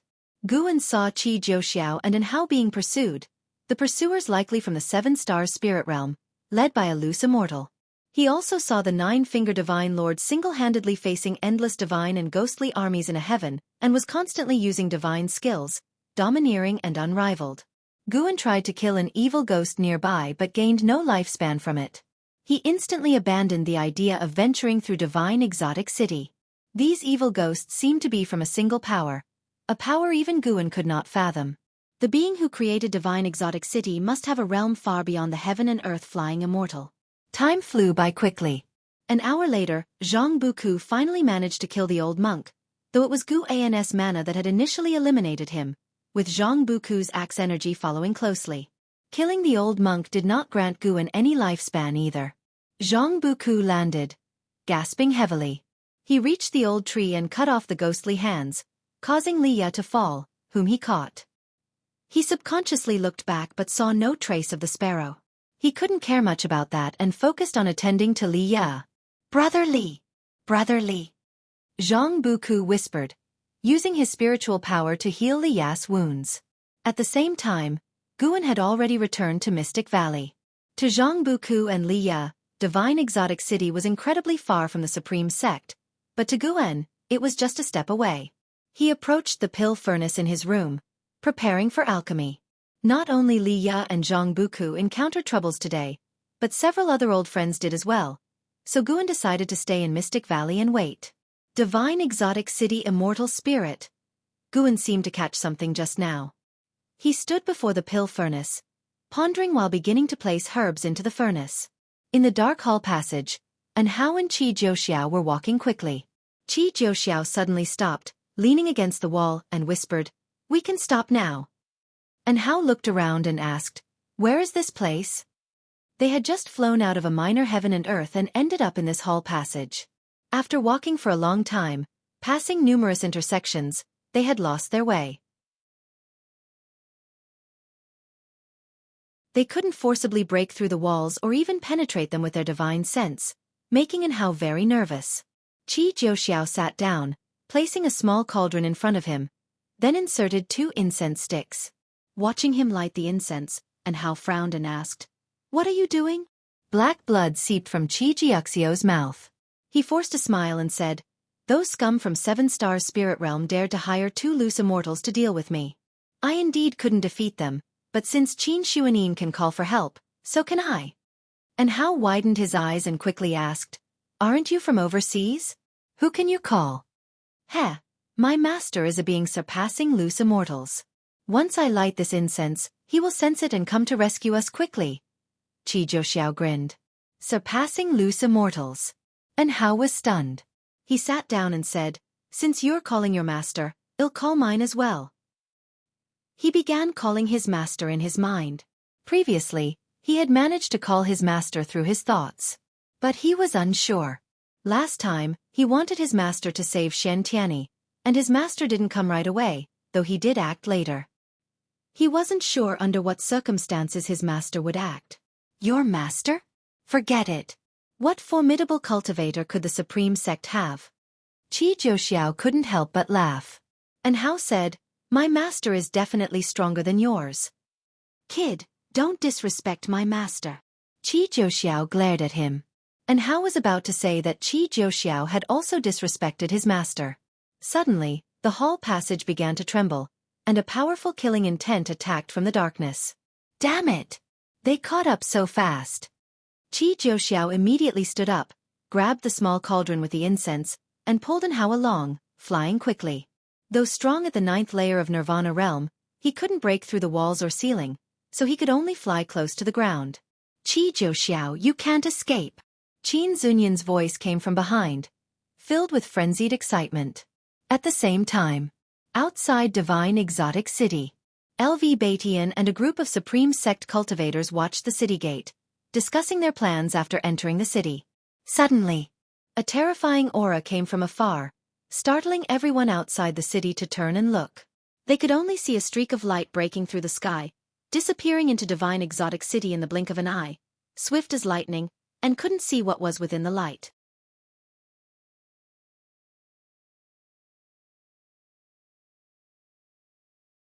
Chapter 219 Master. Qi Jiuxiao took Hao and fled quickly, passing dozens of intersections. They suddenly flew into a vast palace whose length and width were difficult to estimate. The palace was dimly lit, with rows of stone pillars, most of which had extinguished oil lamps hanging on them. As soon as Hao entered the palace, he felt a cold wind blowing towards him, making him shiver uncontrollably. Before he could think more, a terrible killing intent came from behind. A dark red long scarf flew out from the darkness, swiftly passing by the two and circling in front, trying to entangle them. Qi Jiuxiao took out the dragon-slaying spear and threw it forward. A dragon's roar exploded, and a golden dragon condensed, illuminating the whole palace with golden light. The golden dragon formed by the dragon-slaying spear fiercely collided with the dark red scarf, stirring up strong winds that ravaged the palace space. And Hao only felt himself about to be swept away. Fortunately, Qi Jiuxiao was holding him, but even so, he was still very uncomfortable. Qi Jiuxiao leaped up, his toes stepping on the dragon-slaying spear. He flipped into the air, jumping over the dark red scarf, and then turned to look below.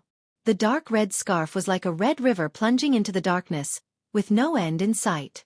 Figures attacked from all directions, quickly surrounding them. Qin Xuanin flew from the front, landing less than 30 feet from the two, and said with a sneer, Qi Jiuxiao, where do you think you're going? Qi Jiuxiao put down Hao and coldly said, want to kill me? Fine, let this kid go first. And Hao was urgent, just about to speak but was stopped by Qi Jiuxiao raising his hand. Qin Xuanin laughed dismissively. Do you think you're in any position to negotiate with me right now? As he finished speaking, a figure appeared beside him. It was an old man in white, with a cold face, holding a jade lamp. Qi Jiuxiao slightly turned his head, glancing back. Another loose immortal had already appeared behind him. Master. And Hao whispered through clenched teeth. Qi Jiuxiao heard his words and smiled. And Hao, it seems your master cannot hear your call. But my master is coming soon. Qi Jiuxiao said softly with a smile. With these words, the faces of the 7-star spirit realm cultivators slightly changed.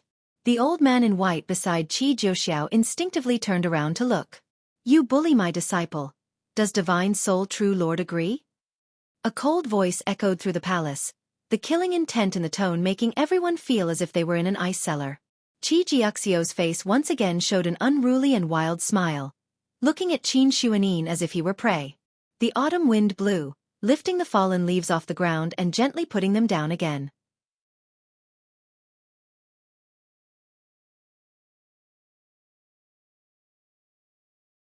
Before, he had mainly been active within the territory governed by Star Sea congregations. Even when encountering 7-star spirit realm cultivators, he rarely suffered losses. Now, coming to the territory of 7-star spirit realm, he recognized that those people feared not him, but the Star Sea congregations. And Hao turned back and asked nervously, Senior, what is the situation now? Qi Zhouxiao was silent, not answering, just staring ahead. Seeing his face darken to the point of dripping water, and Hao knew the situation was bad, making him even more anxious. Qi Bei, today your disciple must die. If you insist on living and dying with him, then prepare to vanish. A majestic voice rang out, followed by the sound of a zither, causing Hao inside the formation to feel dizzy, with everything in his field of vision shaking. Qi Zhouxiao took a deep breath, then stood up. Senior, what are you going to do?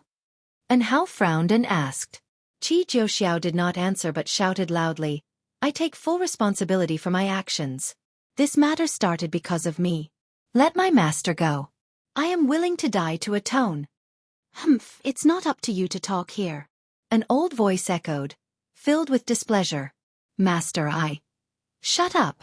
With a loud and violent shout, the desert rolled, and black lightning bolts extended from the horizon, as if tearing the sky apart. The battle became more intense.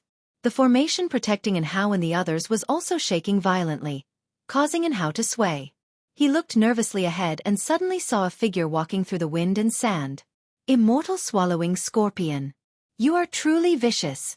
Does Seven Stars Spirit Realm really belong to the righteous path? An old voice rang out again, filled with anger. Humph, what is righteous, and what is demonic? Can you Star Sea congregations really distinguish?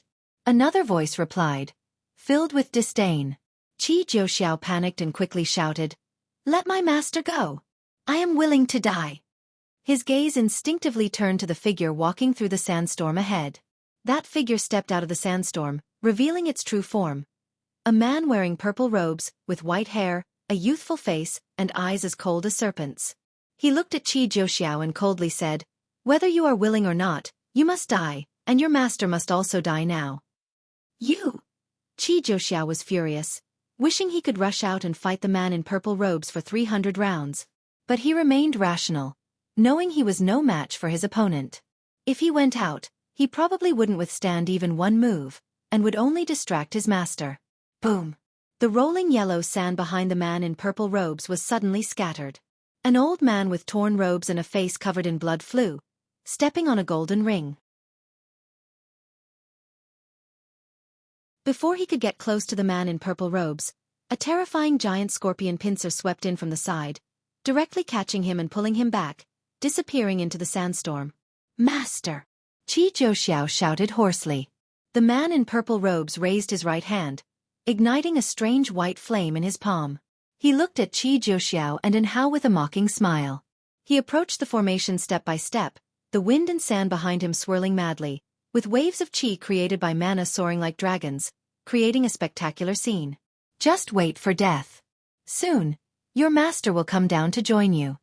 The man in purple robes said coldly. As he finished speaking, he was already less than 10 steps away from the formation. He deliberately approached slowly, tormenting Qi Zhouxiao and Hao's minds while trying to distract Qi Bei. Hao looked at him and couldn't help but recall the scene when Xianxia was held back by mysterious cultivators. Just like last time, he was still utterly useless, weak enough to hate himself. He gritted his teeth, closed his eyes and couldn't help shouting out loudly, Master! He screamed with all his might, his voice echoing inside the minor heaven and earth. Master? What? You also have a master? Can your master compare to Mahayana? The man in purple robes laughed with more disdain. Before he finished his sentence, a hand suddenly pressed on his shoulder, forcibly stopping him.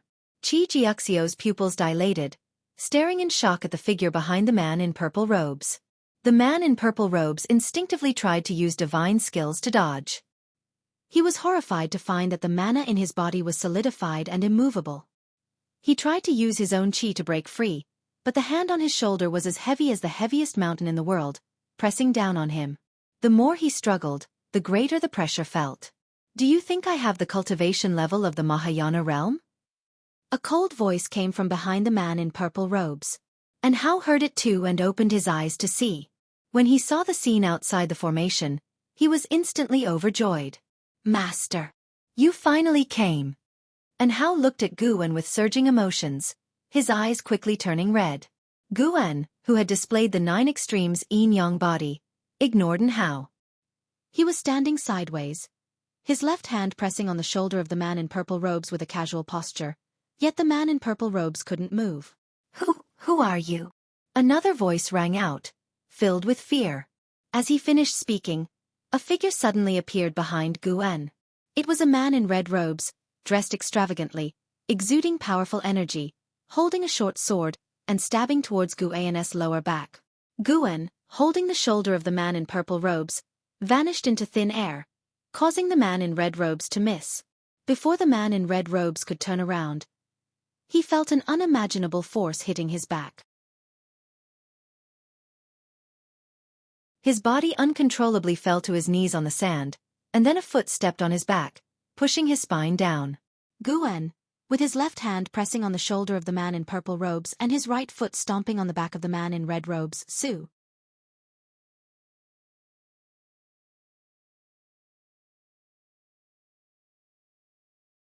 Chapter 220.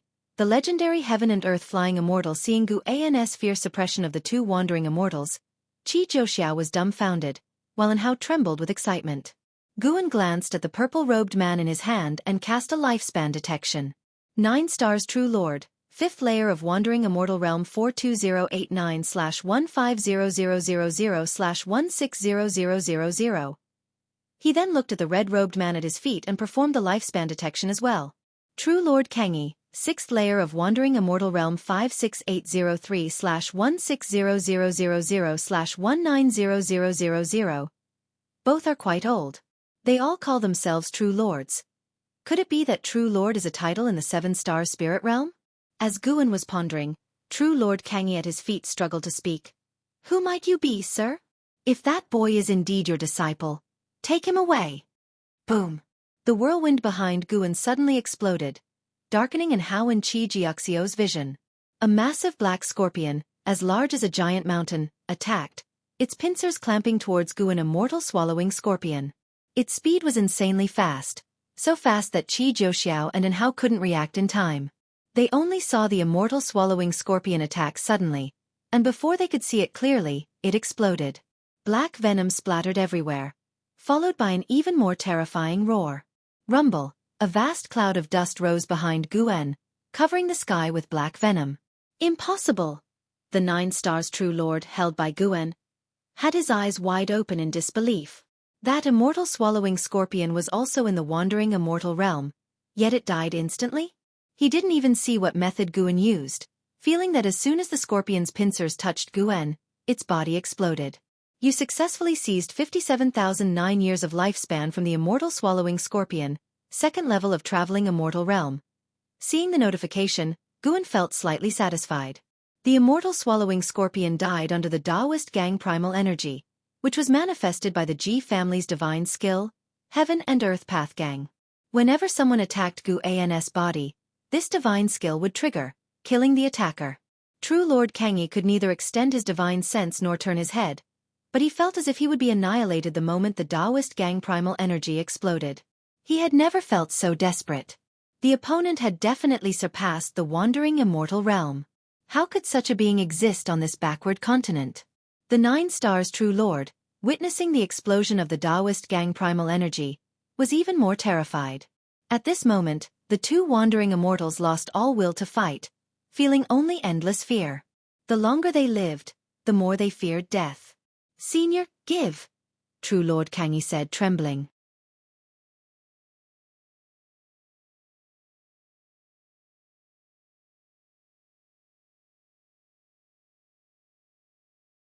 Anhao shook his head, keeping a cautious mind and not fully trusting Qi-bei. Qi-bei smiled. You're very fortunate, young man. With such a master, your future is limitless. How about joining the Star Sea congregations later? Anhao hesitated. I don't have just one master. My other master is the sect leader of the Supreme Sect, and I have to take on the responsibility of strengthening my sect. Qi-bai's smile grew even more gentle. It's not about leaving the Supreme Sect. You can train with the Star Sea congregations for a while and help establish good relations between the 2 sections. The Star Sea congregations can help you grow strong quickly. Once you're powerful enough, you'll better protect the Supreme Sect. In the future, if the Star Sea congregations face difficulties, you can offer your help. Hearing this, and Hao found it hard to refuse and looked towards Qi Jiuxiao. Qi Jiuxiao snorted. Is my master going to deceive you? Xianxia is the best example. Traveling together all this way, he had learned about the relationship between Xianxia and Hao. He also wanted to win Hao over. Winning over Hao meant winning over the heaven and earth flying immortal from a few days ago. A heaven and earth flying immortal. The star sea congregations had produced such beings, but those were legends, and he had never seen one with his own eyes. Hao hesitated for a while but finally nodded in agreement, bringing smiles to Qi Bei and Qi Jiuxiao. Qi Bai's smile faded as he said, I haven't completely expelled the immortal swallowing scorpion's toxin. Let's leave Divine Exotic City to avoid the 7 Stars Spirit Realm's pursuit. But Divine Exotic City? Qi Jiuxiao hesitated. Qi Bei glared at him angrily. There is a heaven and earth flying immortal in Divine Exotic City, along with other wandering immortal presences.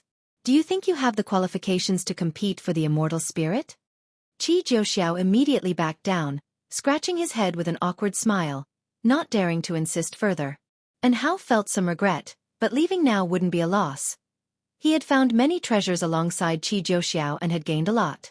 So the three of them packed up and began to search for a way out. In a dark hole, one side of the wall was adorned with a row of brass oil lamps, some of which had already gone out. In front of the lamp wall stood a woman in a purple dress with a veil, her long hair coiled into a bun. Her revealed eyebrows were delicate, but the coldness in her eyes added a sense of mystery to her aura. A boy dressed in a sleeveless top appeared on her shoulder, tilting his head and asking, Mother, what are you looking at? Upon closer inspection, the boy's feet were embedded in the shoulder.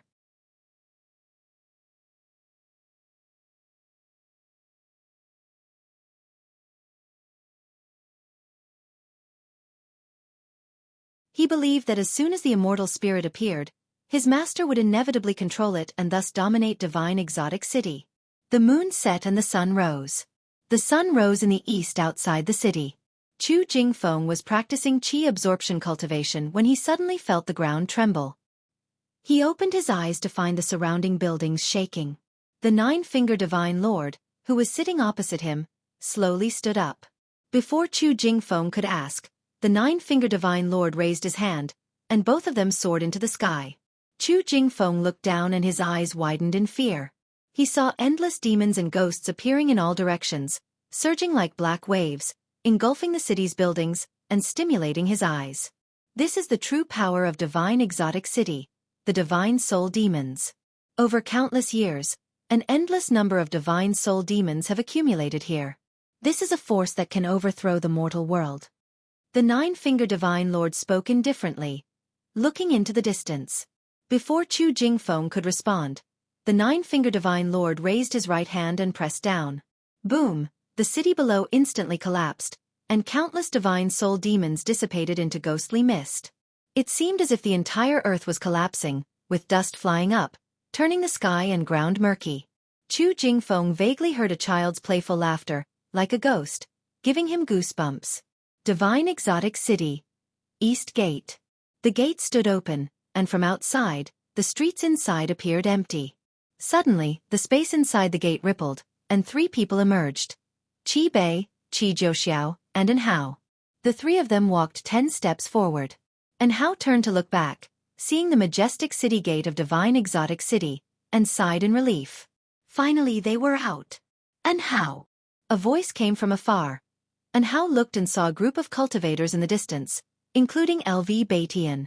Hao quickly called out, Master! He was about to go over, but Qi Bei blocked him. From now on, do not acknowledge your association with the Supreme Sect, Qi Bei said sternly, his gaze fixed on the distance. Hao frowned and asked, Why? They are here. Qi Bei's expression turned serious. He raised his hand, pulling out a magic artifact, ready for battle. Qi Jiuxiao also took out the dragon-slaying spear, cursing under his breath. It's troublesome to be in the territory of the 7-star spirit realm. These guys move fast. After 7 days and the fall of 2 wandering immortals, it's impossible for the 7-star spirit realm not to have noticed. Qi Bei said calmly. Qi Jiuxiao looked at him and asked, Master, what do we do? Qi Bei sneered, if the 7-star spirit realm makes a move, our star sea congregations will respond in kind.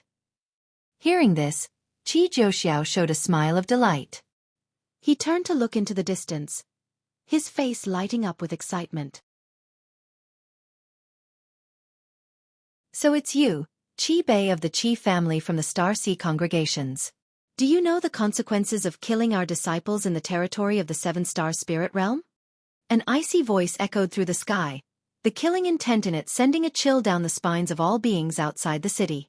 The disciples of the supreme sect quickly stood up, nervously looking into the distance. Terrifying auras erupted from all directions, shaking the earth and mountains. And Hao looked around and found that they were surrounded. Such a fearsome aura. Could it be from wandering immortals as well? He was secretly alarmed, his eyes turning towards Qi Bei, wondering if this senior could hold out. When would the wandering immortals of the Star Sea congregations arrive? Oh, so this land belongs to the seven-star spirit realm. I thought you had long abandoned it. A domineering voice rang out, opposing the previous wandering immortal of the seven-star spirit realm. Qi Bei clearly recognized the owner of this voice, a smile appearing on his face. The true battle of the wandering immortals was about to begin. The world was desolate, and smoky ghostly mist pervaded the land. Chu Jingfeng stood on a gourd, surrounded by a faint light veil. His eyes were fixed ahead. The nine-finger divine lord stood bare-chested, surrounded by fiery energy, his hair wild, looking like a war god, his posture imposing. In front of the nine-finger divine lord floated a fiery red phoenix, its wings spanning 1,000 feet, flapping as fiery waves surged, like dragons sweeping towards the nine-finger divine lord. Humph! Since you refuse to bow, I can only subdue you. The nine-finger divine lord spoke, his eyes cold, his body covered with black runes, crawling and horrific. With those words, he suddenly charged towards the phoenix. The phoenix let out an ear-piercing screech, flapping its wings once more. The surrounding dust waves scattered, revealing terrifying ghostly figures, each 100 feet tall, clad in battle armor, wielding long weapons, like ancient divine generals, exuding an unrivaled aura. In the blink of an eye, the nine-finger divine lord was engulfed by these terrifying ghostly figures. Boom! A violent gale exploded, scattering the ghostly figures. The nine-finger divine lord burst forth with relentless energy, striking towards the phoenix, shaking the mountains and rivers. This punch shattered space, and an ancient bell seemingly from the river of time emerged from a space rift, crashing directly into the phoenix. The enormous phoenix seemed small as a sparrow before a tree compared to this ancient bell. The phoenix let out a mournful cry, as chains emerged from the surface of the bell, quickly binding the phoenix. No matter how it struggled, it couldn't break free from the chains.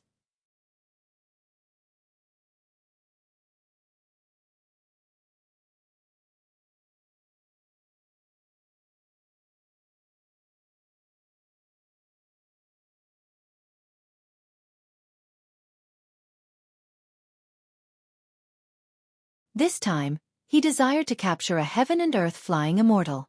The divine exotic immortal spirit struggled frantically, but wrapped in Guan's mana, it had no way to escape. Under the watchful eyes of the nine-finger divine lord and Chu Jingfeng, the divine exotic immortal spirit, now a black mass, rapidly shrank. Eventually, it fell into Guan's hand, resembling a mass of black qi, constantly changing shape. Guan then disappeared from his original spot, leaving the nine-finger divine lord and Chu Jingfeng behind, unable to recover their wits for a long time. After a long while, Chu Jingfeng flew to the nine-finger divine lord's side and asked nervously, "Master, what should we do next?" He knew that the figure earlier was Sword Venerable Fudao, but he decided to keep it a secret. Sword Venerable Fudao was the most revered existence in the hearts of all disciples of the Supreme Sect.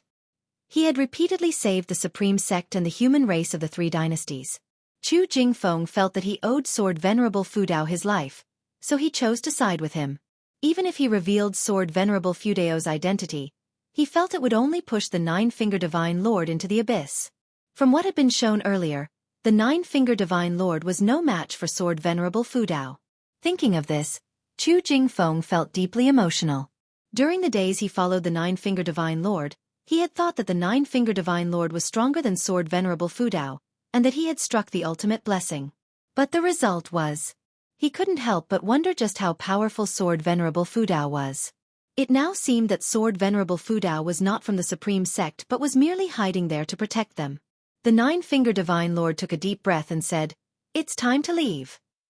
Having the divine exotic immortal spirit taken away made him furious, but Guan's universe in the palm divine skill had extinguished any desire to fight. Moreover, the aura emitted by the divine exotic immortal spirit was clearly not something he could handle. If the mysterious person hadn't appeared earlier, he might have been swallowed by the divine exotic immortal spirit and turned into a divine soul demon. Chu Jingfeng secretly breathed a sigh of relief upon hearing his master's words. He truly feared that his master would have an obsession. After wandering through divine exotic city for so long, he had already reaped some rewards and was eager to return to the supreme sect to meditate in seclusion. On the other side, Guan arrived at the most secluded minor heaven and earth. There were no living beings here. The sky was dim, and the ground was dotted with trees that looked like evil ghosts. He glanced at the divine exotic immortal spirit in his hand, no longer struggling but trembling. Just as Guan hesitated about whom to give it to, it suddenly burst open and then drilled into Guan's palm. The process was extremely quick.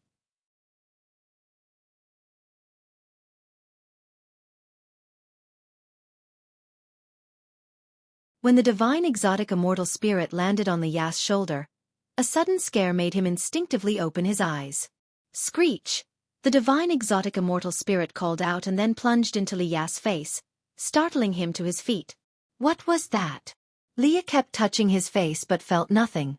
Zhang Buku, equally startled, rushed over.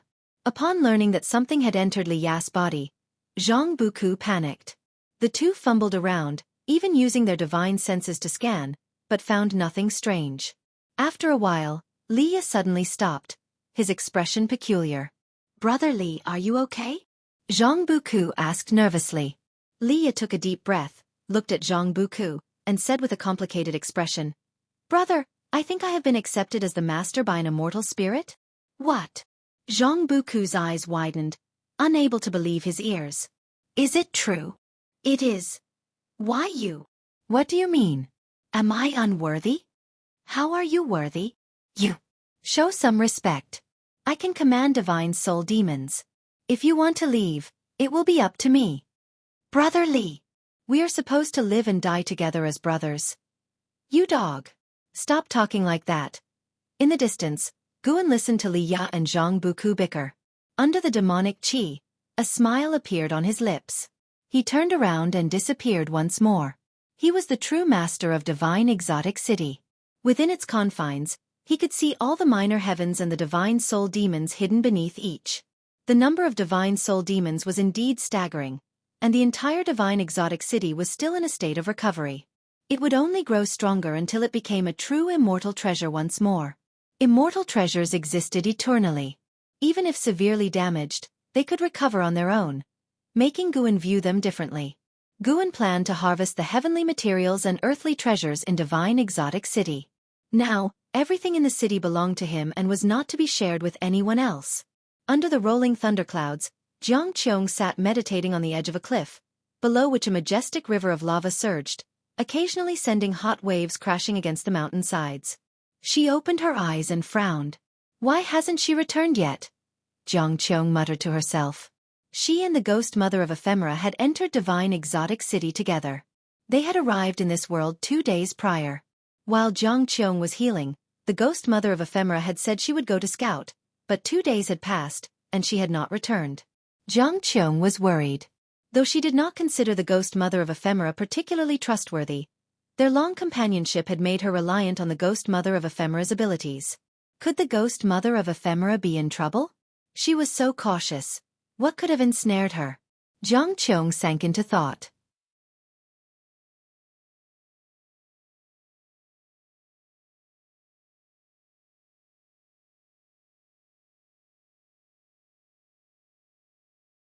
Chapter 223 Gu An's fantasy. Jianghu grew more uneasy the more she thought about it.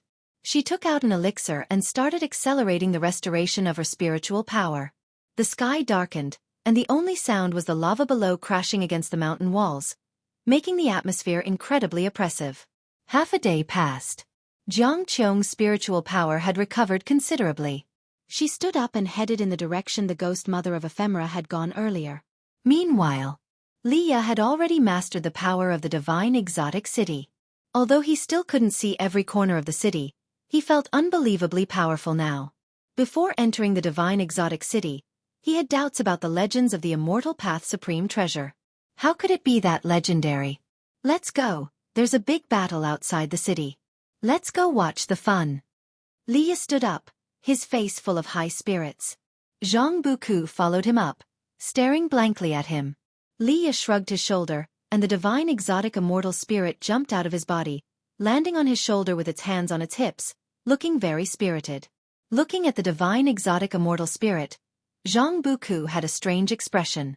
It was hard to imagine that this little being was the immortal spirit of the immortal path supreme treasure. Liya raised his right arm, and the divine exotic immortal spirit immediately mimicked him. Rumble, the ground trembled, and the sky changed color, making Jianghu look around nervously. One by one, the divine soul demons broke through the ground, lifting big trees into the sky. The same scene repeated everywhere, forcing Jianghu and Liya to stabilize themselves with their spiritual power. Liya laughed proudly. "These are my divine army. Follow me to conquer the world." Jianghu looked at him, just about to speak, when suddenly the ground beneath them rose with a roar.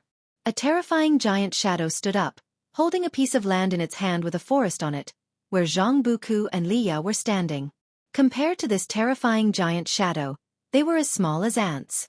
This terrifying giant shadow was the same 10,000-foot figure that had fought against the nine-finger divine lord before. One hand held the land, and the other held an axe, looking like a giant god who opened the sky, with divine majesty spreading wide. Jianghu looked down, his eyes wide with shock. Liya was extremely excited. With such a divine army, how could he not sweep away all enemies? He could sense a terrifying battle outside the divine exotic city, but he also saw the disciples of the supreme sect, and he had to step forward.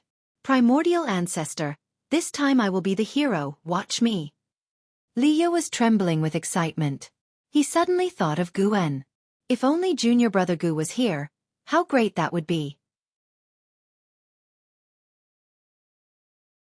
But if junior brother Gu were here, he would still worry about his safety. Never mind, after this battle, he would brag about it to him. Liya began to think about what treasures to bring back for junior brother Gu. The divine exotic city was so vast and had countless treasures. Just bringing a few out would be enough to reverse Guan's fate. Guan was in a minor heaven and earth, harvesting heaven and earth treasures. His lifespan kept increasing, which made him very happy. He saw that the 4 gates of the divine exotic city opened, and Liya rushed out with an endless stream of divine soul demons, immediately affecting the battle. Over 20 wandering immortals from the Star Sea congregations and the 7 stars spirit realm were all disturbed and retreated. The 10,000-foot figure suddenly leaped out of the city, landing on the wilderness, roaring ferociously, and the sound echoed throughout the continent, making everyone tremble with fear. Just the roar alone was enough to make people lose their courage. Guan was not worried about Liya. After all, the divine exotic immortal spirit itself possessed the power of a heaven and earth flying immortal. He continued harvesting heaven and earth treasures, having gained an 80,000-year lifespan today. He did not intend to harvest everything, as he had to leave some for the immortal spirit to continue planting. Since the divine exotic city belonged to him, he planned to let the immortal spirit set rules for Liya. Usually, don't pluck the heaven and earth treasures randomly. It would prepare mature medicinal herbs for Liya, who would surely accept them excitedly without suspicion. Looking at Liya's spirited appearance made Guan want to laugh. After this battle, Liya would surely come to show off. Guan began imagining that 1,000 years later, when Liya thought his end was near and came to bid him farewell with the divine exotic city, what kind of scene would it be? Interesting, interesting. Guan was just thinking when he suddenly felt something. He frowned and disappeared from the spot. In another realm, thunderclouds rolled, covering the sky. In a basin between the mountains, Jianghu slowly stood up from the ground, clutching the wound on her right shoulder with her left hand, blood flowing continuously from the corner of her mouth. She looked ahead. Figures in black robes filled the slopes. Meditating at the highest point was an elder with a wooden staff beside him, from which black gas wafted, wrapping the ghost mother of ephemera in the air. The ghost mother of ephemera had already turned into a soul body and was extremely weak. She opened her eyes with difficulty and looked at Jianghu down the mountain. "Little girl, you have a good fighting spirit." Just right for luring the Ghost King of Hell. The black-robed elder spoke with a mocking tone. The other black-robed cultivators all looked down at Xianxia with cold eyes.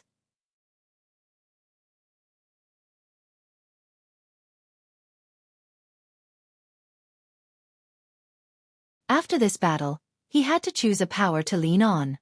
LV Batian had also just sent him a message, advising him to ally with the Star Sea congregations. Nan Fengtian smiled. Of course, we also want to visit the Supreme Sect. I heard the Supreme Sect hides a great cultivator stronger than a loose immortal, named Sword Venerable Fudao. This indicates the Supreme Sect's great chi fortune. It's a treasure land. Leah smiled, thinking that Sword Venerable Fudao was his primordial ancestor. It was not the Supreme Sect's good fortune, but the sect had benefited from the Li family's chi fortune. Of course, he wouldn't say this out loud to avoid causing trouble for his primordial ancestor. They continued chatting.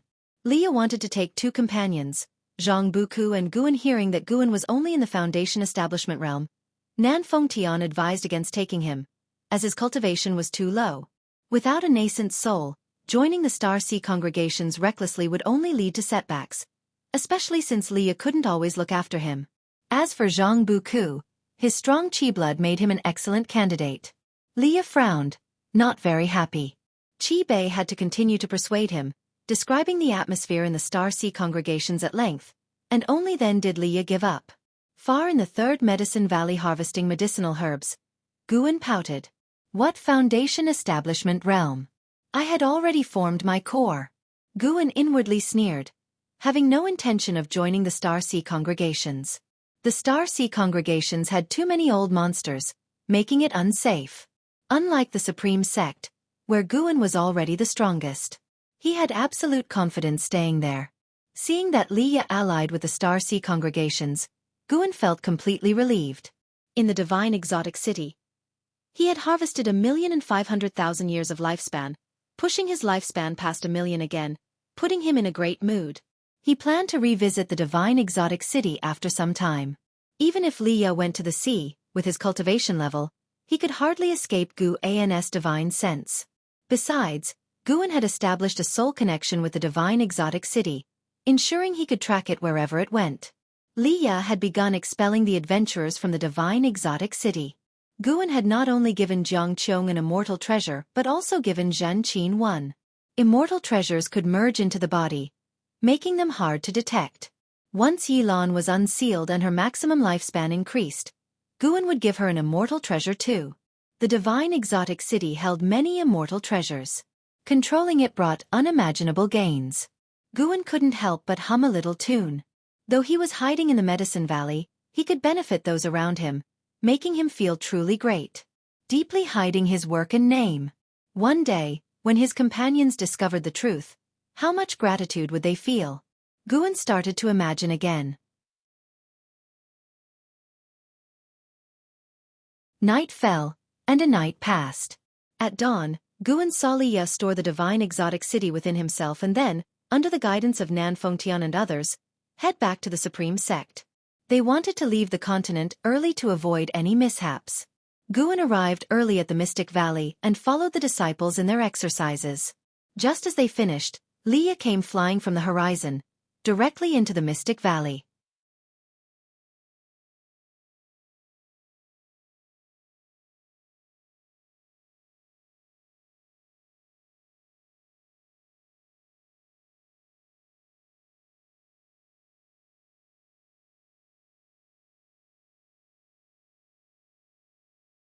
Jiang Qiong replied.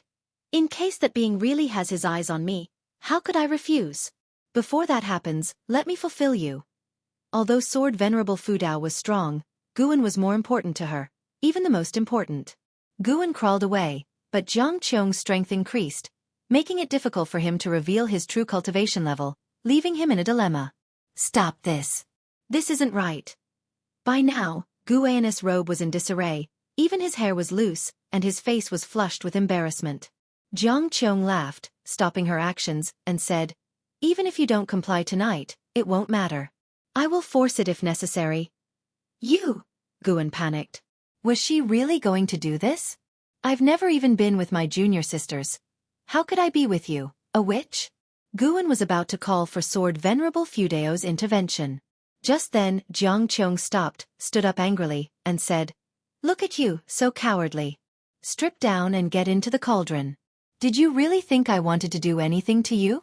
I'm just preparing an excellent body-tempering concoction for you."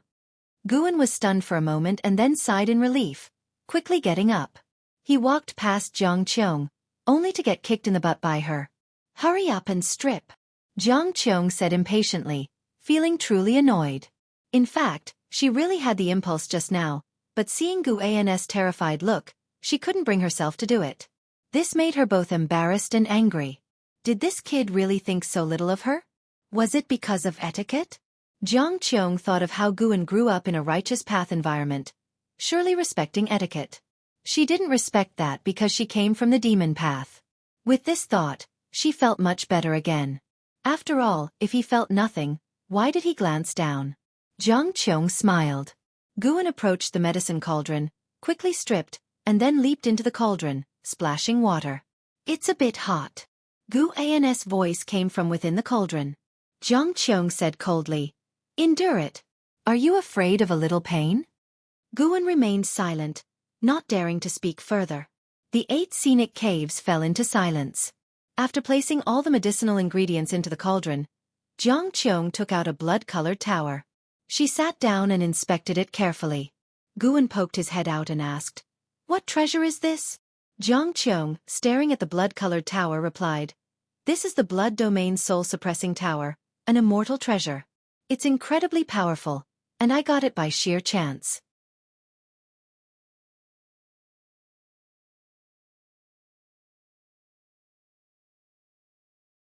Chapter 225 Outer World Cave. Jianghu briefly introduced the formidable aspects of the Blood Domain Soul-Suppressing Tower.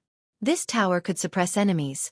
Once trapped within, they would lose their way and find it extremely difficult to escape. Moreover, they would constantly endure the burning of the blood flames within the tower, and if reduced to only their soul, there would be no chance of escape.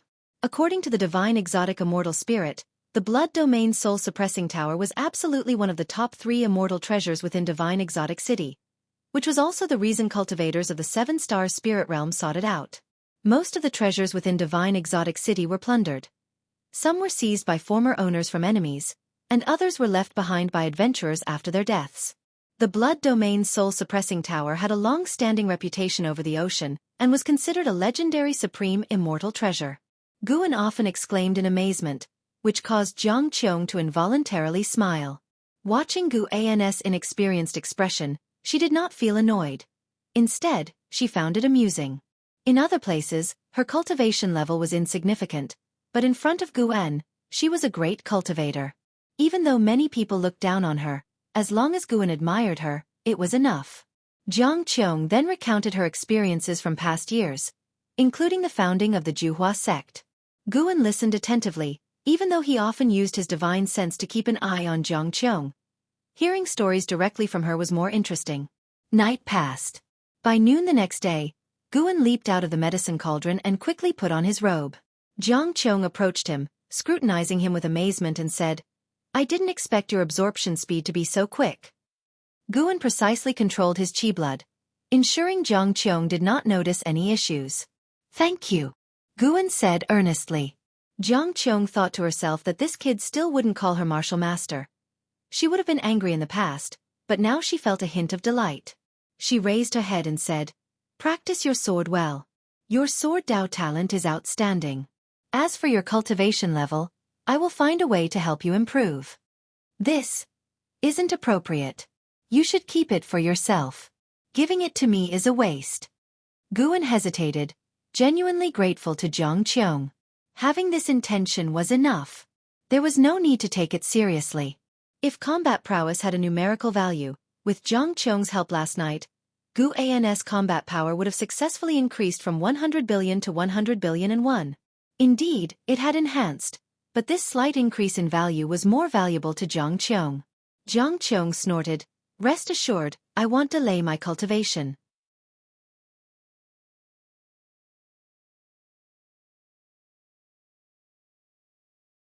Not far from the book collection hall, a figure blocked Guan, It was Yu Yingying from the Star Sea congregations, disguised as a chubby man, looking jovial. "Brother Gu, how have you been lately?" Yu Yingying asked with a smile, having used the sound transmission skill to reveal her true identity to Guan in advance. Guan replied with a smile. "Pretty good, how about you?" He couldn't understand why Yu Yingying always enjoyed shape-shifting. What was the fun in it? Within the Supreme Sect, her reputation wasn't widespread, making her actions pointless. "I'm quite well too. Lately, I've been really bored. How about I go to your medicine valley to help you out?" Yu Yingying asked. Guan hesitated for a moment and agreed, then directed her to the third medicine valley. Upon hearing this, Yu Yingying was immediately delighted and pulled Guan towards her own residence to pack her things. "Your Supreme Sect has produced a Li Ya. With the support of the Star Sea congregations, you'll definitely rise to prominence. In the future, we'll at least assist you," Yu Yingying remarked as she walked, her tone slightly emotional. She had not expected that amidst the scramble of so many great cultivators, an obscure minor cultivator would gain divine exotic city's approval. As a member of the Star Sea congregations, she deeply understood the might of the fake immortal treasure, believing that Li Ya would undoubtedly become a significant great cultivator over the ocean. "That's great news," Guan responded, trying to act surprised. Following this, Yu Yingying began describing those powerful immortal path supreme treasures to Guan. The Star Sea primordial unity banner of the Star Sea congregations was said to invert the stars and ocean within the formation, causing those who entered to become forever lost, and it could harness the power of stars and the ocean to change the course of events. The Seven Stars mirror of the Seven Stars spirit realm contained ancient power, under whose light nothing could hide. Guan found this very intriguing. He wondered what cultivation level was needed to craft an immortal path supreme treasure. When he reached that level, he also planned to create one, making early plans to avoid panic when the time came. Spring went and autumn came. 5 years passed quickly. After Li Ya took divine exotic city, the mainland enjoyed peace. The Supreme Sect successfully established a city overseas, with even the outer sect having a transmission array platform leading to Southern Sea City. More and more disciples began training at sea, and news from the ocean continually arrived at the Supreme Sect. Since the completion of the teleportation array in Southern Sea City, Guan saw new things in the outer gate city whenever he went, making him feel like he was at a fair. In early summer, Guan arrived at Immortal Seeking Island. Led by the servant Hu Xiaojian of the Sea Protection Mansion, Guan strolled around Immortal Seeking Island, listening to the various disturbances on the sea. The friction between the Star Sea congregations and the Seven Stars Spirit Realm is increasing. The Seven Stars Spirit Realm has gone mad, constantly invading the Star Sea congregation's territories. It's said to be related to an immortal path supreme treasure from 5 years ago. On a distant continent, the Seven Stars Spirit Realm released an immortal path supreme treasure for others to contest, which was eventually obtained by a minor cultivator. The Star Sea congregations then recruited that minor cultivator, thoroughly offending the Seven Stars Spirit Realm, Hu Xiaojian said with a sigh. Guan asked, why would the Seven Stars Spirit Realm release the immortal path supreme treasure? He had wondered about this before, finding it very puzzling. The divine exotic immortal spirit also didn't know the reason, thinking it was because it was being too powerful, making it impossible for the Seven Stars Spirit Realm cultivators to find. So, they released Divine Exotic City. But considering it from the Seven Stars Spirit Realm's perspective, even if they couldn't conquer Divine Exotic City themselves, they shouldn't give other powers the chance. Hu Xiaojian pondered, it does seem unreasonable. Perhaps the Seven Stars Spirit Realm needed an excuse to declare war on the Star Sea congregations? But using an immortal path supreme treasure as bait seems too exaggerated. The two continued chatting as they walked. Guan wasn't worried about causing trouble with the topic since the surrounding cultivators were all discussing the conflicts between the two great maritime powers. Half a day later, Guan left Immortal Seeking Island and arrived at Heavenly Phoenix Mountain's Nianchu Cave, bringing Tian Yaoer, Tian Qing, and Tian Bai into the grotto heaven. He took out the seeds he bought today and had the 3 demons plant them. Though Tian Qing and Tian Bai had not yet shapeshifted, their nimble claws made them capable of handling the planting duties. While they were planting, Guan went to the entrance of the grotto heaven, using his mana to create a stele, and then inscribed characters with his sword Qi. Outer World Cave. The meaning was to be forever isolated from the world. In the future, Guan wouldn't bring others here to live.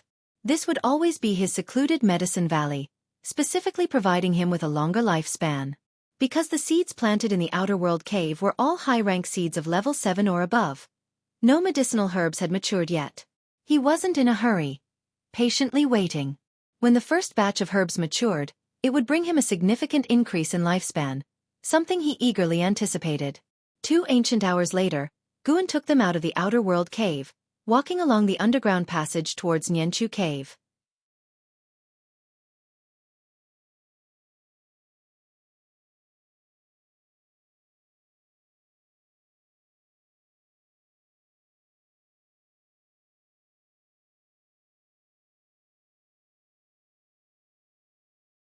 He wondered what Lu Lingjun had said to make this native Yu Yingying so obsessed with creating the Ascension sect. Moreover, Yu Yingying, though only in the Foundation establishment realm, had many spies at sea.